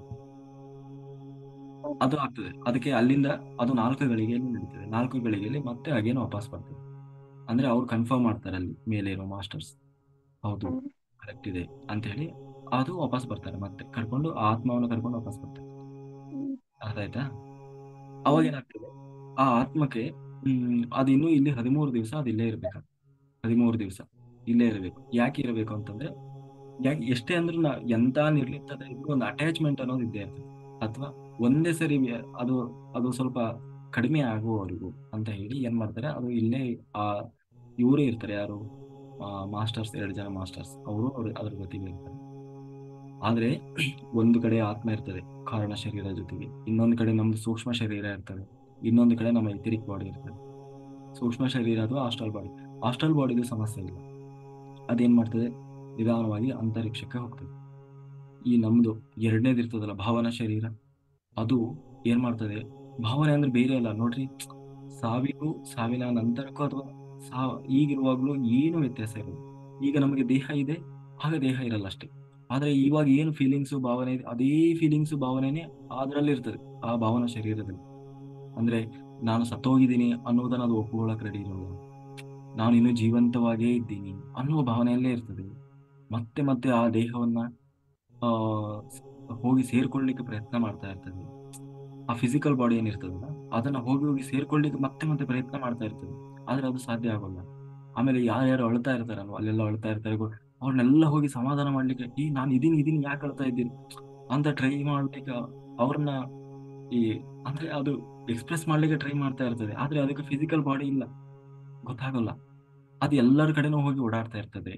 ಅದನ್ನೇ ಹೇಳುದು ಏನೋ ಆ ಭಾವನಾ ಶರೀರ ಅಂದ್ರೆ ಅದು ಆ ಆ ಭ್ರಮೆಯಿಂದ ಹೊರಗಡೆ ಬಂದಿರೋಲ್ಲ, ನಾನು ಸತ್ತಿದ್ದೀನಿ ಅನ್ನೋದನ್ನ ಒಪ್ಕೊಳ್ಳೋಕೆ ರೆಡಿ ಇಲ್ಲ ಅದು. ಹ? ಅಂದ್ರೆ ಯಾಕಂದ್ರೆ ಭಾವನೆ ಬೇರೆ ಇರೋಲ್ಲ, ದೇಹ ಇರೋಲ್ಲ ಅಷ್ಟೇ ಅದಕ್ಕೆ. ಆದ್ರೆ ಆ ಫೀಲಿಂಗ್ಸ್ ಸೇಮ್ ಇರ್ತದೆ, ಈಗ ಹೇಗಿದೆಯೋ ಅವಾಗ ಹಾಗೆ ಇರ್ತದೆ. ಆಮೇಲೆ ಇವರು ನನ್ನವರು, ಆ ಆಮೇಲೆ ಅದು ನನಗೆ ಬೇಕಾದವರು ನಮ್ಮವರು. ಆಮೇಲೆ ಅವರು ಅಳೋದನ್ನ ನೋಡಿ ಇದು ಅಳುತ್ತದೆ. ಆಮೇಲೆ ಅವ್ರನ್ನ ಸಮಾಧಾನ ಮಾಡ್ಲಿಕ್ಕೆ ಟ್ರೈ ಮಾಡ್ತಾ ಇರ್ತಾರೆ. ಅದಕ್ಕೆ ಹೇಳೋದು ಸಾವಿನ ಸಮಯದಲ್ಲಿ ಎಂತ ಶತ್ರು ಆದ್ರೂ ಹೋಗ್ಬೇಕು ಅಂತ. ಯಾಕೆಂದ್ರೆ ಅದಕ್ಕೆ ಅವ್ರ ಮೇಲೆ ಯಾವುದೇ ಬ್ಲಾಕೇಜ್ ಇರಲ್ಲ. ಅವಾಗ ಇವನು ಬಂದಿದ್ದಾನಲ್ವಾ, ಎಷ್ಟು ಜೀವ ಇರುವಾಗ ಎಷ್ಟು ಅವನು ದ್ವೇಷ ಮಾಡ್ತಾ ಇದ್ದ, ಬರೀ ಎಂತ ಬಂದಿದ್ದಾನಲ್ಲಪ್ಪ, ನಾ ಸುಮ್ಮನೆ ಅವನ ಬಗ್ಗೆ ಏನೇನೋ ಇಟ್ಕೊಂಡಿದ್ದೆ ಆ, ಅಂತ ಏನಾಗ್ತದೆ, ಸಮಾಧಾನ ಆಗ್ತದೆ ಅದಕ್ಕೆ. ಆ ಅಗ್ರೆಸಿವ್ನೆಸ್ ಹಾಗೆ ಇದ್ರೆ ಏನಾಗ್ತದೆ, ಅದು ಪೇತವಾಗಿ ಬದಲಾಗ್ತದೆ. ಅದೇನಾಗ್ತದೆ, ಆ ವ್ಯಾಮೋಹ ಈಗ ನೀವೇ ಗಮನಿಸಿ, ನಮ್ಮ ದೇಹದ ಮೇಲೆ ನಾವು, ನಮ್ಮ ದೇಹವನ್ನು ನಾವು ಪ್ರೀತಿ ಮಾಡಿದಷ್ಟು ಯಾರ ಪ್ರೀತಿ ಮಾಡ್ತೀವಿ? ದಿನಕ್ಕೆ ಎಷ್ಟು ಸಾರಿ ಹೋಗಿ ಕನ್ನಡಿ ಮುಂದೆ ನಿಂತ್ಕೊಳ್ತೀವಿ, ಎಷ್ಟು ಅಲಂಕಾರ ಮಾಡ್ಕೊಂತೀವಿ, ಎಷ್ಟು ಸ್ನಾನ, ಮುಖ ತೊಳಿತೀವಿ, ಯಾಕೆ? ನನ್ನದು, ನನ್ನ ದೇಹ, ನನ್ನ ದೇಹ. ಆ ಅಟ್ಯಾಚ್ಮೆಂಟ್ ಅನ್ನೋದು, ಆ ಭಾವನೆ, ಅದು ಭಾವನೆಯಾಗಿ ಕೂತಿರ್ತದೆ, ಅದು ಭಾವನಾ ಶರೀರದಲ್ಲಿ. ದೇಹ ಬಿಟ್ಟಾಗ ಅವನು ಎಂಥ ಸಾಧಕರಾದ್ರೂ ಕೂಡ, ಯೋಗಿಗಳ ವಿಷಯ ಬೇರೆ, ಅವ ಸಾಮಾನ್ಯ ಜನರ ನಾನು ಹೇಳ್ತೇನೆ, ಸಾಮಾನ್ಯಗಳು ಅವಾಗ ಏನಾಗ್ತದೆ, ಆ ದೇಹದ ಅಟ್ಯಾಚ್ಮೆಂಟ್ ಅದು ಹೋಗಲ್ಲ, ಅದು ನನ್ನ ದೇಹ, ನನ್ನ ದೇಹ ಅನ್ನುವ ಒಂದು ಇದು ಫೀಲಿಂಗ್ಸ್ ಇದ್ದೇ ಇರ್ತದೆ ಅಲ್ವಾ? ನೋಡಿ, ಎಲ್ಲರೂ ನಾನು ಚಂದ ಕಾಣಬೇಕು ಅಂತ ಏನೆಲ್ಲ ಪ್ರಯತ್ನ ಮಾಡ್ತೇನೆ, ಯಾಕೆಂದ್ರೆ ಆ ಏನೊಂದು ಅಟ್ಯಾಚ್ಮೆಂಟ್ ನಮ್ದು ಬಾಡಿ, ಅದಕ್ಕೆ ಅದು ಏನು ಮಾಡ್ತಾ ಇರ್ತದೆ, ಆ ಅಟ್ಯಾಚ್ಮೆಂಟ್ ಇರ್ತದೆ. ಅವಾಗ ಏನಾಗ್ತದೆ, ಅದನ್ನು ನಾವು ಬರ್ನ್ ಮಾಡಿದಾಗ ಏನಾಗ್ತದೆ, ಆ ದೇಹದ ಮೇಲಿನ ವ್ಯಾಮೋಹ ಅನ್ನೋದು ಹೋಗ್ತದೆ. ಅದು ಎದುರುಗಡೆ ಇರೋವರಿಗೂ ಅದಕ್ಕೆ ಒಂದು ವ್ಯಾಮೋಹ ಇರ್ತದೆ. ಅದು ಹಾಳಾದ್ರೆ ಮತ್ತೆ ಅದಕ್ಕೆ ಬೇಜಾರಾಗ್ತದೆ. ಅಯ್ಯೋ, ಆ, ಎಷ್ಟು ಚೆನ್ನಾಗಿತ್ತು ನಮ್ಗೆ, ಹಾಳು ಮಾಡಿಬಿಟ್ರು ನಮ್ಗೆ, ಹಾಳಾಯ್ತಲ್ವ, ಈ ಥರನ ಫೀಲಿಂಗ್ ಆಗ್ತದೆ. ಅಂದ್ರೆ ಅದಕ್ಕೆ ಹೇಳಿದ್ರೆ, ಅದಕ್ಕೆ ಸರಿಯಾದ ಸಂಸ್ಕಾರ ಆಗಲಿಲ್ಲ ಅಂದ್ರೆ ಆ ಕೊರಗು ಕೂಡ ಆ ಭಾವನಾ ಶರೀರಕ್ಕೆ ಹೊಳಿತದೆ. ಆ ಅದು ಏನಾದ್ರೂ ತುಂಬಾ ಲೌಕಿಕದಲ್ಲಿತ್ತು, ತುಂಬಾ ಅಟ್ಯಾಚ್ಮೆಂಟ್ ಇಟ್ಕೊಂಡಿತ್ತು, ಅದಕ್ಕೆ ಆಧ್ಯಾತ್ಮದ ಗಂಧ ಗಾಳಿ ಗೊತ್ತಿಲ್ಲ, ಬರೀ ಉಣ್ಣೋದು ತಿನ್ನೋದು ಮಜಾ ಇದ್ರಲ್ಲೇ ಇತ್ತು, ಏನೇನೋ ಆಸೆಗಳಿತ್ತು, ಇನ್ನೂ ಯೌವನ, ಅಂದ್ರೆ ವಯಸ್ಸು ಜಾಸ್ತಿ ಆಗಿರ್ಲಿಲ್ಲ ಅಂದಾಗ ಆಸೆ ಬಯಕೆಗಳು ಜಾಸ್ತಿ ಇರ್ತದೆ. ಅವಾಗ ಏನಾಗ್ತದೆ, ಅದೇ ಭೇದವಾಗ್ತದೆ. ಅಂದ್ರೆ ತನ್ನದೇ ಆದ ಒಂದು ಭ್ರಮಾಲೋಕದಲ್ಲಿ ಅದು ಅಲ್ಲೇ ಸುತ್ತುತ್ತಾ ಇರ್ತದೆ, ಅದೇ ನರಕ, ಮತ್ತೇನು ಅಲ್ಲ. ಅಂದ್ರೆ ಎಲ್ಲವನ್ನು ಬಯಸ್ತಾ ಇರ್ತದೆ, ಯಾವುದನ್ನು ಪಡಿಲಿಕ್ಕಾಗಲ್ಲ, ಎಲ್ಲವನ್ನ ಫೀಲ್ ಮಾಡ್ಬೇಕು ಅನ್ಸ್ತದೆ, ಆದ್ರೆ ಯಾವುದು ಫೀಲ್ ಮಾಡ್ಲಿಕ್ಕೆ ಫಿಸಿಕಲ್ ಬಾಡಿ ಅನ್ನೋದಿಲ್ಲ. ಈ ಫಿಸಿಕಲ್ ವರ್ಡ್ ಇದು, ಇಲ್ಲಿ ಏನನ್ನೇ ನೀವು ತಗೊಂಡು ನೋಡ್ಬೇಕು, ಮಾಡ್ಬೇಕು ಅಂದ್ರೆ ಫಿಸಿಕಲ್ ಆಗಿ ಏನಾದ್ರು ಇರ್ಬೇಕಾಗ್ತದೆ. ಅವಾಗ ಅದೇನ್ ಮಾಡ್ತದೆ, ತನ್ನ ಆಸೆಗಳನ್ನ, ಬಯಕೆಗಳನ್ನ ಈಡೇರಿಸ್ಕೊಳ್ಳಿಕ್ಕೆ ಇನ್ನೊಂದು ಫಿಸಿಕಲ್ ಬಾಡಿಯನ್ನ ಹುಡುಕ್ತದೆ. ಅಂದ್ರೆ ಆ ಫಿಸಿಕಲ್ ಬಾಡಿ ಹಂಗಂತ ಸಿಕ್ಸಿಕರ್ನೆಲ್ಲ ಹೋಗಿ ಸೇರ್ಕೊಳಕ್ ಆಗ್ತದ? ಇಲ್ಲ, ಇನ್ನೊಬ್ಬರನ್ನ ಮುಟ್ಲಿಕ್ಕೆ ಆಗೋಲ್ಲ, ಅಷ್ಟು ಸುಲಭ ಇರೋಲ್ಲ. ಅದಕ್ಕೆ ಏನ್ ಮಾಡ್ತಾರೆ, ಅದು ಅದು ಆಮೇಲೆ ಅದು ಲೋ ಫ್ರೀಕ್ವೆನ್ಸಿಯಲ್ಲಿ ಇರ್ತದೆ. ಲೋ ಫ್ರೀಕ್ವೆನ್ಸಿ ಮನುಷ್ಯ ಸ್ವಲ್ಪ ಹೈ ಫ್ರೀಕ್ವೆನ್ಸಿಯಲ್ಲಿ ಇರ್ತಾನೆ, ಅದಕ್ಕೆ ಅದು ಹುಡುಕ್ತದೆ ಯಾರು ಲೋ ಫ್ರೀಕ್ವೆನ್ಸಿಯಲ್ಲಿ ಇದ್ದಾರೆ ಅಂತೇಳಿ. ಸಾಮಾನ್ಯವಾಗಿ ಯಾರು ಇರ್ತಾರೆ, ಜಾಸ್ತಿ ಹೆದರ್ಕೊಳ್ತಾರಲ್ಲ ಪುಕ್ಕಳರು, ಅವರು ಲೋ ಫ್ರೀಕ್ವೆನ್ಸಿಯಲ್ಲಿ ಇರ್ತಾರೆ. ಹೆಣ್ಣು ಮಕ್ಕಳು ಸಾಮಾನ್ಯವಾಗಿ ಲೋ ಫ್ರೀಕ್ವೆನ್ಸಿಯಲ್ಲಿ ಇರ್ತಾರೆ. ತುಂಬಾ ಟಯರ್ಡ್, ಸುಸ್ತಾದಾಗ ಲೋ ಫ್ರೀಕ್ವೆನ್ಸಿಯಲ್ಲಿ ಇರ್ತಾರೆ. ಒಂದೇ ಸಾರಿ ಗಾಬರಿಗೊಂಡು ಎದೆ ಬಡಿತ ಜಾಸ್ತಿ ಆಗಿ ನಡುಕ ಎಲ್ಲ ಶುರುವಾಗ್ತದಲ್ಲ, ಅಂತ ಸಮಯದಲ್ಲಿ ಲೋ ಫ್ರೀಕ್ವೆನ್ಸಿಗೆ ಹೋಗ್ತಾರೆ. ಆ ಲೋ ಫ್ರೀಕ್ವೆನ್ಸಿಯನ್ನ ನೋಡಿ ಅದೇನ್ ಮಾಡ್ತದೆ, ದೇಹವನ್ನು ಬಂದು ಸೇರ್ಕೊಳ್ತದೆ. ಅಂದ್ರೆ ನಮ್ಮ ಎಥರಿಕ್ ಬಾಡಿ ಏನಿದೆ, ಭಾವನಾ ಶರೀರ, ಅದರಲ್ಲಿ ಬಂದು ಅದು ಸೇರ್ಕೊಳ್ತದೆ, ಜಾಗ ಪಡ್ಕೊಳ್ತದೆ. ಅರ್ಥ ಆಯ್ತಾ? ಆವಾಗ ಅದು ಏನ್ ಮಾಡ್ತದೆ, ನಿಧಾನವಾಗಿ ಕಂಟ್ರೋಲ್ ತಗೊಳ್ಳಿಕ್ಕೆ ಶುರು ಮಾಡ್ತದೆ, ಭಾವನೆಗಳನ್ನ ಚೇಂಜ್ ಮಾಡ್ತದೆ, ತನ್ನ ಭಾವನೆಗಳನ್ನ ಎಕ್ಸ್ಪ್ರೆಸ್ ಮಾಡ್ಲಿಕ್ಕೆ ಶುರು ಮಾಡ್ತದೆ, ಅದನ್ನ ಪಡ್ಕೊಳ್ಳಿಕ್ಕೆ ಶುರು ಮಾಡ್ತದೆ, ಅದನ್ನ ಫೀಲ್ ಮಾಡ್ಲಿಕ್ಕೆ ಶುರು ಮಾಡ್ತದೆ. ಅವಾಗ ಎಷ್ಟು ಅಂತಂದ್ರೆ, ಅದು ಬಿಟ್ಟು ಹೋಗ್ಲಿಕ್ಕೆ ಅದು ರೆಡಿ ಇರೋಲ್ಲ. ಅಂದ್ರೆ ಅದನ್ನೆಲ್ಲ ಎಂಜಾಯ್ ಮಾಡ್ಲಿಕ್ಕೆ ಶುರು ಮಾಡ್ತದೆ. ಆ ಹಾಗೆ ಅವಾಗಿನ ಆ, ಏನೋ ಪ್ರಯತ್ನ ನಡೀತದೆ. ಅದಕ್ಕೆ ಅದು ಎಲ್ಲರಿಗೂ ಹಂಗ ಲೋ ಫ್ರೀಕ್ವೆನ್ಸಿ ಯಾರಿಗಿರ್ತದೆ. ಆಮೇಲೆ ಈಗ ಹೆಣ್ಮಕ್ಳು ಆ ಅಥವಾ ತುಂಬಾ ಹುಷಾರಿಲ್ಲದೆ, ಯಾರಾದ್ರೂ ಹುಷಾರಿಲ್ಲದೆ ಇರುವಾಗ ಅವಾಗ ಲೋ ಫ್ರೀಕ್ವೆನ್ಸಿ ಇರ್ತದೆ. ಆಮೇಲೆ ಈಗ ಏನು MC ಟೈಮಲ್ಲಿ ಅವಾಗ ರೋಗ ನಿರೋಧಕ ಶಕ್ತಿ ಅವರ ಫ್ರೀಕ್ವೆನ್ಸಿ ಲೋ ಇರ್ತದೆ. ಆಮೇಲೆ ಇನ್ನು ಆಮ್, ಅಂದ್ರೆ ಒಬ್ಬೊಬ್ಬರೇ ಬಿಸಿಲಲ್ಲಿ ಹೋಗುವಾಗ ಟಯರ್ಡ್ ಆಗಿರ್ತಾರೆ, ಸುಸ್ತಾಗಿರ್ತದೆ, ಅವಾಗ ಲೋ ಫ್ರೀಕ್ವೆನ್ಸಿ ಇರ್ತದೆ. ಹೀಗೆ ಅಂತ ಟೈಮಲ್ಲಿ ಏನಾಗ್ತದೆ, ಅವು ಹುಡುಕ್ತಾ ಇರ್ತವೆ, ಯಾರಾದ್ರೂ ಲೋ ಫ್ರೀಕ್ವೆನ್ಸಿ ಅವರು ಸಿಗ್ತಾರಾ ಅಂತ ಹೇಳಿ. ಅದು ಯಾವ್ದ್ರಲ್ಲೂ, ಅದಕ್ಕೆ ಹೇಳೋದು, ಯಾರಿಗೆ ನಂಬ್ತಾರೆ ಅವ್ರ ಪಾಲಿಗಿದೆ, ಯಾರು ನಂಬಲ್ಲ ಅವ್ರ ಪಾಲಿಗೆ ಇಲ್ಲ ಅಂತ. ದೇವ್ರಿದೆ, ದೆವ್ವ ಭೂತ ಇದೆ ಅಂತಂದ್ರೆ ಇದೆ ಅನ್ಕೊಳ್ಳೋರಿಗೆ ಇದೆ, ಇಲ್ಲ ಅನ್ನೋರಿಗೆ ಇಲ್ಲ. ಅರ್ಥ ಆಯ್ತಲ್ಲ? ಅದೊಂದು ಜಸ್ಟ್ ಎನರ್ಜಿ ಅಷ್ಟೇ, ಅದು ಆತ್ಮ ಅಲ್ಲ. ಭೂತ ಪೇತ ಅನ್ನೋದು ಆತ್ಮ ಅಲ್ಲ. ಭೂತ ಪೇತ ಪಿಶಾಚಿ ಯಾವುದೂ ಆತ್ಮ ಅಲ್ಲ. ಆತ್ಮ ಅನ್ನೋದು ಆತರ ಸಿಕ್ಕಾಕೊಳ್ಳೋದಲ್ಲ, ಅದು ಸೀದಾ ಹೋಗಿಬಿಡ್ತದೆ, ಕಾರಣ ಶರೀರದಂಗೆ ಯಮಲೋಕಕ್ಕೆ ಹೋಗ್ತದೆ. ಅರ್ಥ ಆಯ್ತಲ್ಲ? ಆ ಆಮೇಲೆ ನೀವು ಹೇಳಿದ್ರಲ್ಲ 1 ವರ್ಷ ಅದು ಹೋಗ್ತದೆ ಅಂತ. 1 ವರ್ಷ ಹೋಗ್ತದೆ ಅಂದ್ರೆ ಅದು ಪ್ರೋಸೆಸ್ ಆಗ್ತದೆ. 1 ವರ್ಷ ಅಂದ್ರೆ ತನ್ನ ಎಲ್ಲಾ ಕರ್ಮಗಳನ್ನ, ಏನೇನ್ ಮಾಡಿದ್ವಿ, ಏನೇನ್ ಮಿಸ್ಟೇಕ್ ಮಾಡಿದ್ವಿ, ಅನಲೈಸಸ್ ಆಗುತ್ತೆ. ನಾನು ಹೋಗಿ ನಿಜವಾಗ್ಲೂ ಏನ್ ಮಾಡ್ಬೇಕಾಗಿತ್ತು, ಅದಕ್ಕೆಲ್ಲ ಅಲ್ಲಿ ಕುತ್ಕೊಂಡು ಚರ್ಚೆಗಳು ನಡೀತದೆ. ಮತ್ತೆ ನೆಕ್ಸ್ಟ್ ನಾವು ಹೆಂಗೆ ಅದನ್ನ ತಗೊಳ್ಳೋದು. ಕೆಲವ್ರು ಹೇಳ್ತಾರೆ, ಹುಟ್ಟಿ 1 ತಿಂಗಳಿಗೆ ಎಲ್ಲಾರ ಹುಟ್ಟಿದ್ರು, ನೋಡು ಅವ್ರ ಅಜ್ಜನೇ ಮತ್ತೆ ಹುಟ್ಟಿ ಬಂದ, ಹಂಗೆಲ್ಲ ಅಷ್ಟು ಅರ್ಜೆಂಟ್ ನಡೆಯೋ ಪ್ರೋಸೆಸ್ ಎಲ್ಲ. ಕೋಟ್ಯಾಂತರ ಜೀವರಾಶಿಗಳು ಕ್ಯೂ ನಿಂತಿರ್ತಾರೆ ಗರ್ಭ ಗರ್ಭ ಗರ್ಭ ಪ್ರವೇಶ ಮಾಡ್ಲಿಕ್ಕೆ. ಇವನು ಮೊನ್ನೆ ಹೋದವನು ಮತ್ತೆ ಕರ್ಕೊಂಡು ಬರಕ್ಕೆ ಅದೇನು ಆ, ಏ- ಆಯ್ತು VIP ಇದಲ್ಲ. ಅದಕ್ಕೂ ಒಂದು ಎಲ್ಲದಕ್ಕೂ ಒಂದು ಸಮಯ ಅನ್ನೋದಿದೆ. ಹಂಗಾಗಿ ಅದಕ್ಕೆ ಆತರ ಇಮ್ಮಿಡಿಯೇಟ್ ಆಗಿ ಯಾವುದು ನಡೆಯಲ್ಲ. ಅದು ಎಲ್ಲ ಪ್ರೊಸೀಜರ್ ಆಗಿ ಬರ್ತದೆ. ಆಮೇಲೆ ಅದು ಪುನಃ ಯಾರು ತಂದೆ ತಾಯಿ ಯಾರು, ನಿನ್ನ ಕರ್ಮ ಏನು, ನೀನು ಮತ್ತೆ ಹೆಂಗೆ ನೀನು ಹೋಗಿ ಟಾಸ್ಕ್ ಏನು ಅದೆಲ್ಲ ಡಿಸೈಡ್ ಆಗಿ ಆಮೇಲೆ ಅದು ಗೊತ್ತಿಲ್ಲ. ಅವಾಗೆ ಸಿಗ್ಬೇಕಂತೇನಿಲ್ಲ, ಎಷ್ಟೋ ವರ್ಷಗಳು ಕಳೆಬಹುದು ಅಥವಾ ಆ ಯುಗದಲ್ಲಿ ಮತ್ತೆ ಅವಕಾಶ ಸಿಗದೇ ಇರಬಹುದು. ಯಾಕೆಂದ್ರೆ ಇಂಥ ಕೋಟ್ಯಾಂತರ ಜೀವರಾಶಿ ಇರ್ತವೆ. ಆದ್ರೆ ಅವು ಮತ್ತೆ ಜನ್ಮ ತಗೊಂಡ್ ಬರ್ಲಿಕ್ಕೆ ತಂದೆ ತಾಯಿ ಗರ್ಭ ಇರ್ಬೇಕಲ್ಲ. ಈಗ ಮೊದ್ಲಾದ್ರೂ 10 11 15 ಮಕ್ಕಳಾಗೋದು, ಈಗ ಹಂಗಲ್ಲ, ಒಂದೇ ಸಾಕು ಅನ್ನುವ ಸ್ಥಿತಿಗೆ ಬಂದಿದ್ದಾರೆ. ಹಂಗಿದ್ದಾಗ ಆ ಜೀವಗಳು ಬರ್ಲಿಕ್ಕೆ ಗರ್ಭ ಬೇಕಲ್ಲ. ಮತ್ತೆ ಅದಕ್ಕೂ ಅವಕಾಶ ಕಡಿಮೆ ಆಗ್ತಾ ಇದೆ. ಹಂಗಿದ್ದಾಗ ಅದಕ್ಕೆ ಹೇಳೋದು, ಆ, ಗರ್ಭಪಾತ ಮಾಡಿಸೋದು ಇದೆಲ್ಲ ಮಹಾಪಾಪ. ಯಾಕೆ ಅಂದ್ರೆ ಒಂದು ಆತ್ಮ ಆ ಸ್ಥಿತಿಗೆ ಬರಬೇಕು ಅಂತಂದ್ರೆ ಅದು ಎಷ್ಟೋ ವರ್ಷ ಕಾದಿರ್ತದೆ, ಎಷ್ಟೋ ಸ್ಟ್ರಗಲ್ ಪಟ್ಟಿರ್ತದೆ. ಆ ಆ ದಾರಿಯಲ್ಲಿ ನಾವು ಅದನ್ನ ಕಟ್ ಮಾಡಿದಾಗ ಏನಾಗ್ತದೆ, ಅದು ಆ ಹತ್ಯೆಗೆ ಕಾರಣ ಆಗ್ತದೆ, ಅದು ಪಾಪಕ್ಕೆ ಕಾರಣ ಆಗ್ತದೆ. ಆವಾಗ ಏನಾಗ್ತದೆ, ನಮಗೆ ಪುನಃ ಅವಕಾಶ ಸಿಗೋದಿಲ್ಲ. ಅಂದ್ರೆ ಅದೇ ಮಕ್ಕಳಿಲ್ದಂಗೆ ಆಗೋದು, ಅಥವಾ ಅಥವಾ ಗರ್ಭಕೋಶ ಸಮಸ್ಯೆಗಳು ಬರೋದು, ಇದೆಲ್ಲ ಅದಕ್ಕೆ ಅದು ಮಹಾಪಾಪದ ಕೆಲಸ ಆಗ್ತದೆ.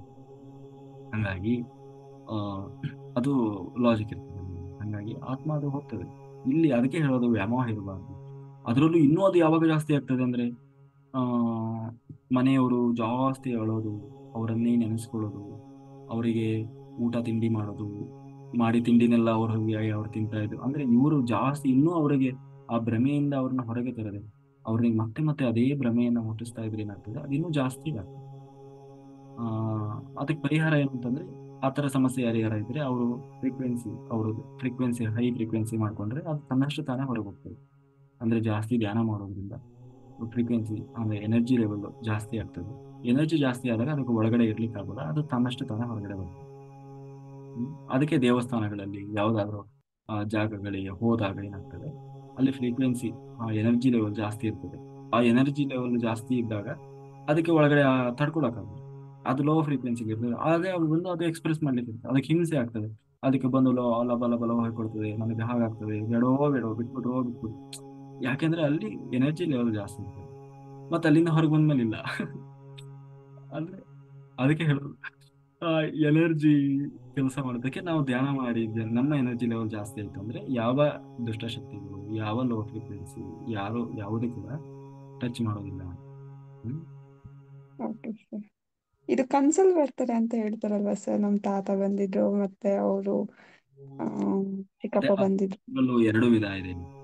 ಒಂದು ಅದು ಪೇತ ರೂಪದಲ್ಲಿ ಇದ್ರೆ ಅವರು ಸಾಮಾನ್ಯವಾಗಿ ಕಾಣಿಸ್ಕೊಳ್ಳೋದು ಕೂಡ ಭಯಾನಕವಾಗಿ, ಅಂದ್ರೆ ತುಂಬಾ ಈ ದೇಹ ಎಲ್ಲ ಕೊಳೆತ ಸ್ಥಿತಿಯಲ್ಲಿ, ಕಪ್ಪು ದೇಹ, ಈ ತರದ ಸ್ಥಿತಿ ಮತ್ತೆ ಅವರು ಬಂದಾಗ ಭಯ ಆಗ್ತದೆ.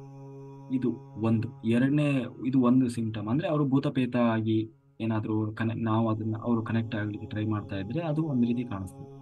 ಎರಡನೇದು ಏನು ಅಂತಂದ್ರೆ, ಹ್ಮ್ ಪಿತೃ ದೇವತೆಗಳು ಅಥವಾ ಮೇಲಿನ ಮಾಸ್ಟರ್ಸ್ ನಮಗೆ ಪರಿಚಯ ಇರುವ ರೂಪದಲ್ಲಿ ಬರ್ತಾರೆ.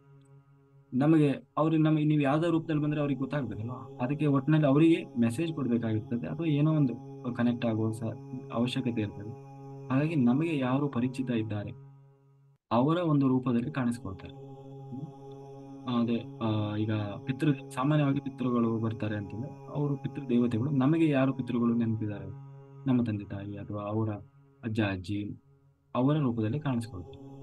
ಆಮೇಲೆ ಅವರು ಪದೇ ಪದೇ ಏನು ಬರಲ್ಲ, ಯಾವುದೋ ಒಂದು ಮೂಮೆಂಟ್ ಅಲ್ಲಿ ಒಂದಿನ ಬಂದು ಹೋಗ್ತಾರೆ. ಮತ್ತೆ ಅವ್ರು ಬಂದಾಗ ದಿವ್ಯ ರೂಪದಲ್ಲಿ ಇರ್ತಾರೆ. ಒಳ್ಳೆ ಮಂಗಳಕರ ವಸ್ತುಗಳನ್ನ, ಕೆಲಸಗಳನ್ನು ಮಾಡೋದು, ಒಳ್ಳೆ ರೀತಿಯಲ್ಲಿ ಬಂದು ಹೋಗೋದು, ಈ ರೀತಿ ಇರ್ತದೆ. ಅಂದ್ರೆ ಅವ್ರು ನೋಡಿದಾಗ ಭಯ, ಆತಂಕ, ಅಸೂಯೆ, ಆಮೇಲೆ ಅವ್ರು ಇದಾರೆ ಅನ್ನೋ ಫೀಲ್ ಆಗ್ತದೆ. ಇವ್ರು ಇನ್ನೂ ಇದಾರಲ್ಲ, ನಾವೆಲ್ಲ ಸತ್ತೋಗ್ಬಿಟ್ಟಿದ್ರು ಅಂತ ಅನ್ಕೊಂಡಿದ್ವಿ, ಈ ತರ ಫೀಲ್ ಆಗ್ತದೆ. ಅದೆಲ್ಲ ಅದರ ಅರ್ಥ ಅವರು ಮಾಸ್ಟರ್ಸ್, ಹೈಯರ್ ಡೈಮೆನ್ಷನ್ ಮಾಸ್ಟರ್ಸ್ ಬಂದಿದ್ದಾರೆ, ಪಿತೃ ದೇವತೆಗಳು ಅಥವಾ ಬೇರೆ ಯಾವುದೇ ದೇವತೆಗಳು ಅವರ ಒಂದು ರೂಪದಲ್ಲಿ ಏನೋ ಒಂದು ಕೆಲಸ ನಿಮಿತ್ತ ಬಂದು ಹೋದ್ರು ಅಂತ ಅದು ಅರ್ಥ ಆಗ್ತದೆ. ಹಂಗಂತ ಬಂದಾಗೆಲ್ಲ ಅವರಿಗೆ ಬೇತ ಅವರು ಅಂತ ಅರ್ಥ ಇಲ್ಲ. Thank you so much sir. Thank you sir. ಹಾ, okay master. Very very doubts ಇದೆ. ಇಲ್ಲ ಅಂದ್ರೆ ಅದಕ್ಕೆ ಹೇಳೋದು 11 ದಿವಸ ಏನಿರ್ತದೆ ಅವರ ಮನೆಯಲ್ಲಿ ಆ, ತುಂಬಾ ನೆಗೆಟಿವ್ ಇರ್ತದೆ, ಅಂದ್ರೆ ತುಂಬಾ ಎಲ್ಲರೂ ಹತ್ತಿರ್ತಾರೆ, ಲೋ ಫ್ರೀಕ್ವೆನ್ಸಿ ಇರ್ತದೆ. ಅಲ್ಲಿರುವ ಪ್ರತಿಯೊಂದು ದವಸ ಧಾನ್ಯ ಊಟ ಪ್ರತಿಯೊಂದು ಆ ಒಂದು ಫ್ರೀಕ್ವೆನ್ಸಿ ಕನೆಕ್ಟ್ ಆಗಿರ್ತದೆ, ನೀರು. ಹಂಗಾಗಿ ಏನಾಗ್ತದೆ, ಸ್ಮಶಾನ ಪ್ರತಿಯೊಂದು ಎಲ್ಲ ಲೋ ಲೋ ಲೋ ಫ್ರೀಕ್ವೆನ್ಸಿ. ಅದಕ್ಕಾಗಿ ಆ ಟೈಮಲ್ಲಿ ನೀವು ಯಾವುದೇ ದೇವತಾ ಕಾರ್ಯ ಮಾಡಬೇಡಿ, ಹೊರಗಡೆ ಹೋಗಬೇಡಿ. ಆದಷ್ಟು ಈ ಬೇರೆ ಬೇರೆ ರೂಲ್ಸ್ ಅಂಡ್ ರೆಗ್ಯುಲೇಷನ್, ಅದನ್ನೇ ಸೂತಕ ಅಂತ ಹೇಳೋದು. ಆ ಸೂತಕ ಅಂದ್ರೆ ಏನು ಅಲ್ಲ, ಆ ಟೈಮಲ್ಲಿ ಲೋ ಫ್ರೀಕ್ವೆನ್ಸಿ ಹೈ ಇರ್ತದೆ, ಜಾಸ್ತಿ ಇರ್ತದೆ. ನಿಮಗೆ ಯಾವುದನ್ನು ಮಾಡ್ಲಿಕ್ಕೆ ಹೋದ್ರೂ ಕೂಡ ತೊಂದರೆ ಆಗೋ ಚಾನ್ಸಸ್ ಜಾಸ್ತಿ ಇರ್ತದೆ. ಅದಕ್ಕಾಗಿ ನೀವೇನು ಮಾಡಿ, ಸುಮ್ಮನೆ ಆ ಒಂದು ದುಃಖದಿಂದ ಹೊರಗಡೆ ಬನ್ನಿ, ಮನೆಯಲ್ಲೇ ಇರಿ, ಎಲ್ಲೂ ಹೋಗಬೇಡಿ. ಬೇರೆಯವರು ಕೂಡ ಅಂತ ಜಾಗಕ್ಕೆ ಹೋಗಿ ನೀವು ಊಟ ತಿಂಡಿ ನೀರು ಕುಡಿಯುವುದು ಇದೆಲ್ಲ ಮಾಡಬೇಡಿ ಅನ್ನುವುದರ ಉದ್ದೇಶ ಅಷ್ಟೇ. ಅದು ಬಿಟ್ರೆ ಅದನ್ನೇನು ಹಂಗ್ ಮಾಡಿದ್ರೆ ಏನಾಗ್ತದೆ, ಅದೇನು ಸೂತಕ, ಅದೆಲ್ಲ ಅರ್ಥ ಅಲ್ಲ. ಅದನ್ನೆಲ್ಲ ಆ ಒಂದು ಉದ್ದೇಶಕ್ಕೆ ಮಾಡಿದ್ದಾರೆ. ಅದಕ್ಕೆ ಸಾಧ್ಯವಾದಷ್ಟು ಅಂತಲ್ಲಿ ಹೋಗಿ, ಅದಕ್ಕೆ ಅಲ್ಲಿಂದ ಬಂದ ತಕ್ಷಣ ಸ್ನಾನ ಮಾಡ್ತಾರೆ. ಬರೀ ಅಂತ ಮನೆಯಿಂದ ಅಲ್ಲ, ನಾವೆಲ್ಲವೂ ಹೊರಗಡೆಯಿಂದ ಹೋಗಿ ಮನೆಗೆ ಬಂದ ಕೂಡಲೇ ಫಸ್ಟ್ ಮಾಡಬೇಕಾದದ್ದೇ ಸ್ನಾನ. ಹಂಗಲ್ಲ ಸೀದಾ ಅಡಿಗೆ ಮನೆ ಹೋಗ್ತಾರೆ. ಹಂಗಾಗಬಾರ್ದು, ಸೀದಾ ಬಚ್ಚಲ ಮನೆಗೆ ಹೋಗ್ಬೇಕು. ಅಟ್ಲೀಸ್ಟ್ ನಮಗೆ ಇಮ್ಮಿಡಿಯೇಟ್ ಆಗಿ ಸ್ನಾನ ಮಾಡೋಕ್ಕಾಗಲಿಲ್ಲ ಅಂದ್ರೆ ಕೈ ಕಾಲಾದರೂ ತೊಳ್ಕೊಂಡು, ಆ ಇಲ್ಲಾಂದ್ರೆ ಸ್ನಾನ ಮಾಡೋದ್ರಿಂದ ಬಹಳ ಒಳ್ಳೇದು. ಅಂದ್ರೆ ನಿಮ್ಮ ಒಂದು ಆರ ಅನ್ನೋದು ಪೊಲ್ಯೂಟ್ ಆಗಿರ್ತದೆ, ಆ ನೆಗೆಟಿವ್ ಫ್ರೀಕ್ವೆನ್ಸಿ ಅನ್ನೋದು ನಿಮ್ಮನ್ನ ಡಿಸ್ಟರ್ಬ್ ಮಾಡಿರ್ತದೆ. ಸ್ನಾನ ಮಾಡಿ ಕೂಡಲೇ ಫ್ರೆಶ್ ಆಗ್ತದೆ, ಅಂದ್ರೆ ಆರ ಅನ್ನೋದು ಕ್ಲೀನ್ ಆಗ್ತದೆ. ಹಾಗಾಗಿ ನೀವು ಮನೆಯಿಂದ ಹೊರಗೆ ಹೋಗುವಾಗ ಸ್ನಾನ ಮಾಡದೆ ಹಂಗೆ ಹೋದ್ರೂ ಪರವಾಗಿಲ್ಲ, ಆದ್ರೆ ಮನೆಯೊಂದಿಗೆ ವಾಪಸ್ ಬಂದಾಗ ಕಡ್ಡಾಯವಾಗಿ ಸ್ನಾನ ಮಾಡಬೇಕು. ಅದಕ್ಕೆ ಆ ಅಭ್ಯಾಸ ರೂಢಿಸ್ಕೊಳ್ಬೇಕು. ಹಿಂದೆಲ್ಲ ಇತ್ತು ಅದನ್ನೇ ಮಡಿ ಮೈಲಿಗೆ ಅಂತೆಲ್ಲ ಅವರು ಅಭ್ಯಾಸ ಮಾಡ್ತಾ ಇದ್ರು. ಬಟ್ ಅದು ಮಾತ್ರ ದೊಡ್ಡ ಅವರು ಸಂಪ್ರದಾಯವಾದಿಗಳು, ಸಂಪ್ರದಾಯಬದ್ಧ ಅಂತ ಹೇಳ್ತೀವಿ. ಆದ್ರೆ ಯಾಕೆ ಹಂಗೆ ಮಾಡ್ತಾ ಇದ್ರು ಅನ್ನೋದನ್ನ ನಾವು ಚಿಂತನೆ ಮಾಡೋದು. ಅಂದ್ರೆ ಮೇಲು ಕೀಳು ಅದು ಆ ತರ ಅರ್ಥ ಅಲ್ಲ. ಆ ತರ ನಮ್ಮ ಆಹಾರ ಡಿಸ್ಟರ್ಬ್ ಆಗಬಾರ್ದು ಅನ್ನೋದು ಅದರ ಉದ್ದೇಶ ಅಷ್ಟೇ. ಹ್ಮ್ ಈಗ ದೇವಸ್ಥಾನಗಳಲ್ಲೂ ಅಷ್ಟೇ, ಪೂಜೆ ಮಾಡೋರು ದೂರ ಕೂಡ ಇರ್ತಾರೆ, ಯಾರು ಮುಟ್ಟಬೇಡಿ ಮುಟ್ಟಬೇಡಿ. ಅವರು ಆದ್ರೂ ನೋಡಿ, ಒಳ್ಳೆ ಆಗಷ್ಟೇ ತೊಳೆದ ಹಸಿ ಬಟ್ಟೆಯನ್ನು ಹಾಕೊಂಡಿರ್ತಾರೆ, ಇಲ್ಲಾಂದ್ರೆ ತೊಳೆದು ಶುದ್ಧ ಇರೋ ಬಟ್ಟೆ ಹಾಕೊಂಡಿರ್ತಾರೆ, ಸ್ನಾನ ಮಾಡಿಕೊಂಡು. ಯಾಕೆ, ಒಳಗಡೆ ದೇವಸ್ಥಾನ ಇರ್ತದೆ, ದೇವರ ವಿಗ್ರಹ ಇರ್ತದೆ, ಅಲ್ಲಿ ಸ್ವಲ್ಪ ಹೈ ಎನರ್ಜಿ ಇರ್ತದೆ. ಅಲ್ಲಿ ನಮ್ಮ ಗಲೀಜ್ ಗಲೀಜ್ ಮಾಡ್ಕೊಂಡು ನಾನು ಹೋಗಿ ಲೋ ಫ್ರೀಕ್ವೆನ್ಸಿ ಮಾಡಿದ್ರೆ ಅಲ್ಲಿ ದೇವತಾ ಸನ್ನಿಧಾನ, ಅದು ಆ ಎನರ್ಜಿ ಅನ್ನೋದು ಕಡಿಮೆ ಆಗ್ತದೆ, ಡೌನ್ ಆಗ್ತದೆ. ಅದಕ್ಕಾಗಿ ಆದಷ್ಟು ನಮ್ಮ ಒಂದು ಲೋ ಎನರ್ಜಿ, ಲೋ ಫ್ರೀಕ್ವೆನ್ಸಿ, ಆಮೇಲೆ ಆ ಆರ, ಪೊಲ್ಯೂಟೆಡ್ ಆರ, ಅಲ್ಲಿ ಹೋಗಿ ಅದನ್ನ ಹಾಳು ಮಾಡಬಾರ್ದು ಅನ್ನುವ ಉದ್ದೇಶದಿಂದ ಅದನ್ನೆಲ್ಲ ಅಷ್ಟು ಗೌಪ್ಯತೆ ಇದನ್ನ ಕಾಪಾಡ್ಕೊಂತಾರೆ. ಅದು ಬಿಟ್ಟು ಅವರೆಲ್ಲ ಪೂಜೆ ಮಾಡೋರೆಲ್ಲ ಶ್ರೇಷ್ಠ, ಅಲ್ಲಿ ಹೋದವರೆಲ್ಲ ಕನಿಷ್ಠ, ಅದು ಭಾವನೆ ಅಲ್ಲ ಅದು. ಅದನ್ನೇ ನೋಡುವ ದೃಷ್ಟಿಕೋನ, ಆ ಹಿಂದಿನ ಯಾಕೆ ಮಾಡಿದ್ದಾರೆ, ಹಾಗೆ ಯಾಕೆ ಅನ್ನೋದು, ಅದು ಮಾಡೋರಿಗೂ ಕೂಡ ಅದು ಗೊತ್ತಿರಲ್ಲ. ಅದೇ ಹಂಗ್ ಮಾಡೋದೇ ದೊಡ್ಡತನ ಅಂತಾನೂ ಮಾಡ್ತಿರ್ತಾರೆ. ಅರ್ಥ ಆಯ್ತಲ್ಲ. ಹಂಗಾಗಿ ಅದು ಮಾಡುವವರಿಗೂ ಅದರ ಜ್ಞಾನ ಇರಬೇಕು, ಅದನ್ನ ನೋಡುವವರಿಗೂ ಆ ಜ್ಞಾನ ಇರಬೇಕು. ಅವಾಗ ತಪ್ಪು ತಿಳುವಳಿಕೆಗಳು ಬರೋದಿಲ್ಲ. ಅದರಲ್ಲಿ ನಾವು ಬಹಳ ಎಕ್ಸ್ಪರ್ಟ್ ಇದೆ, ತಪ್ಪು ತಿಳ್ಕೊಳ್ಳೋದ್ರಲ್ಲಿ. ಸರಿ ಯಾವುದು ಅಂತ ತಿಳ್ಕೊಳಕ ತಲೆ ಹೇಳಕ್ ಹೋಗಲ್ಲ, ಹೌದಲ್ಲ. ಹ್ಮ್. ಹಾಗೆ ಅದನ್ನೇ ಹೇಳೋದು ಮೇಡಮ್, ಅಧ್ಯಾತ್ಮ ಅನ್ನೋದಿದೆಯಲ್ವಾ, ಬಹಳ ಚೆನ್ನಾಗಿದೆ. ಆದ್ರೆ ಗಬ್ಬೆಬ್ಸಿದ್ದಾರೆ ಅಷ್ಟೇ. ಇಲ್ಲಾಂದ್ರೆ ನಿಜವಾಗ್ಲೂ ಕರೆಕ್ಟ್ ಇದೆ, ಬಹಳ ಚೆನ್ನಾಗಿದೆ. ತಿಳ್ಕೊಳ್ಬೇಕಷ್ಟೇ ಆ ಒಳಗೆ ಆಳವಾಗಿ ಇಳಿದು ಯಾಕೆ ಏನು ಅಂತ ನಾವು ತಾತ್ವಿಕವಾಗಿ ವಿಚಾರ ಮಾಡಿದ್ರೆ ಎಲ್ಲದಕ್ಕೂ ಒಂದು ಕರೆಕ್ಟ್ ಆಗಿದೆ. ಹಾಗಾಗಿ ಮಾಡಿ, ಎಲ್ಲರೂ ಒಳ್ಳೇದಾಗ್ಲಿ. ಓಕೆ ಮಾಸ್ಟರ್ಸ್, ಎಲ್ಲರೂ ವಾಟರ್ ರೆಡಿ ಮಾಡ್ಕೊಳ್ಳಿ. ನಾವು ಸಂಕಲ್ಪ ಮಾಡಿ ಧ್ಯಾನ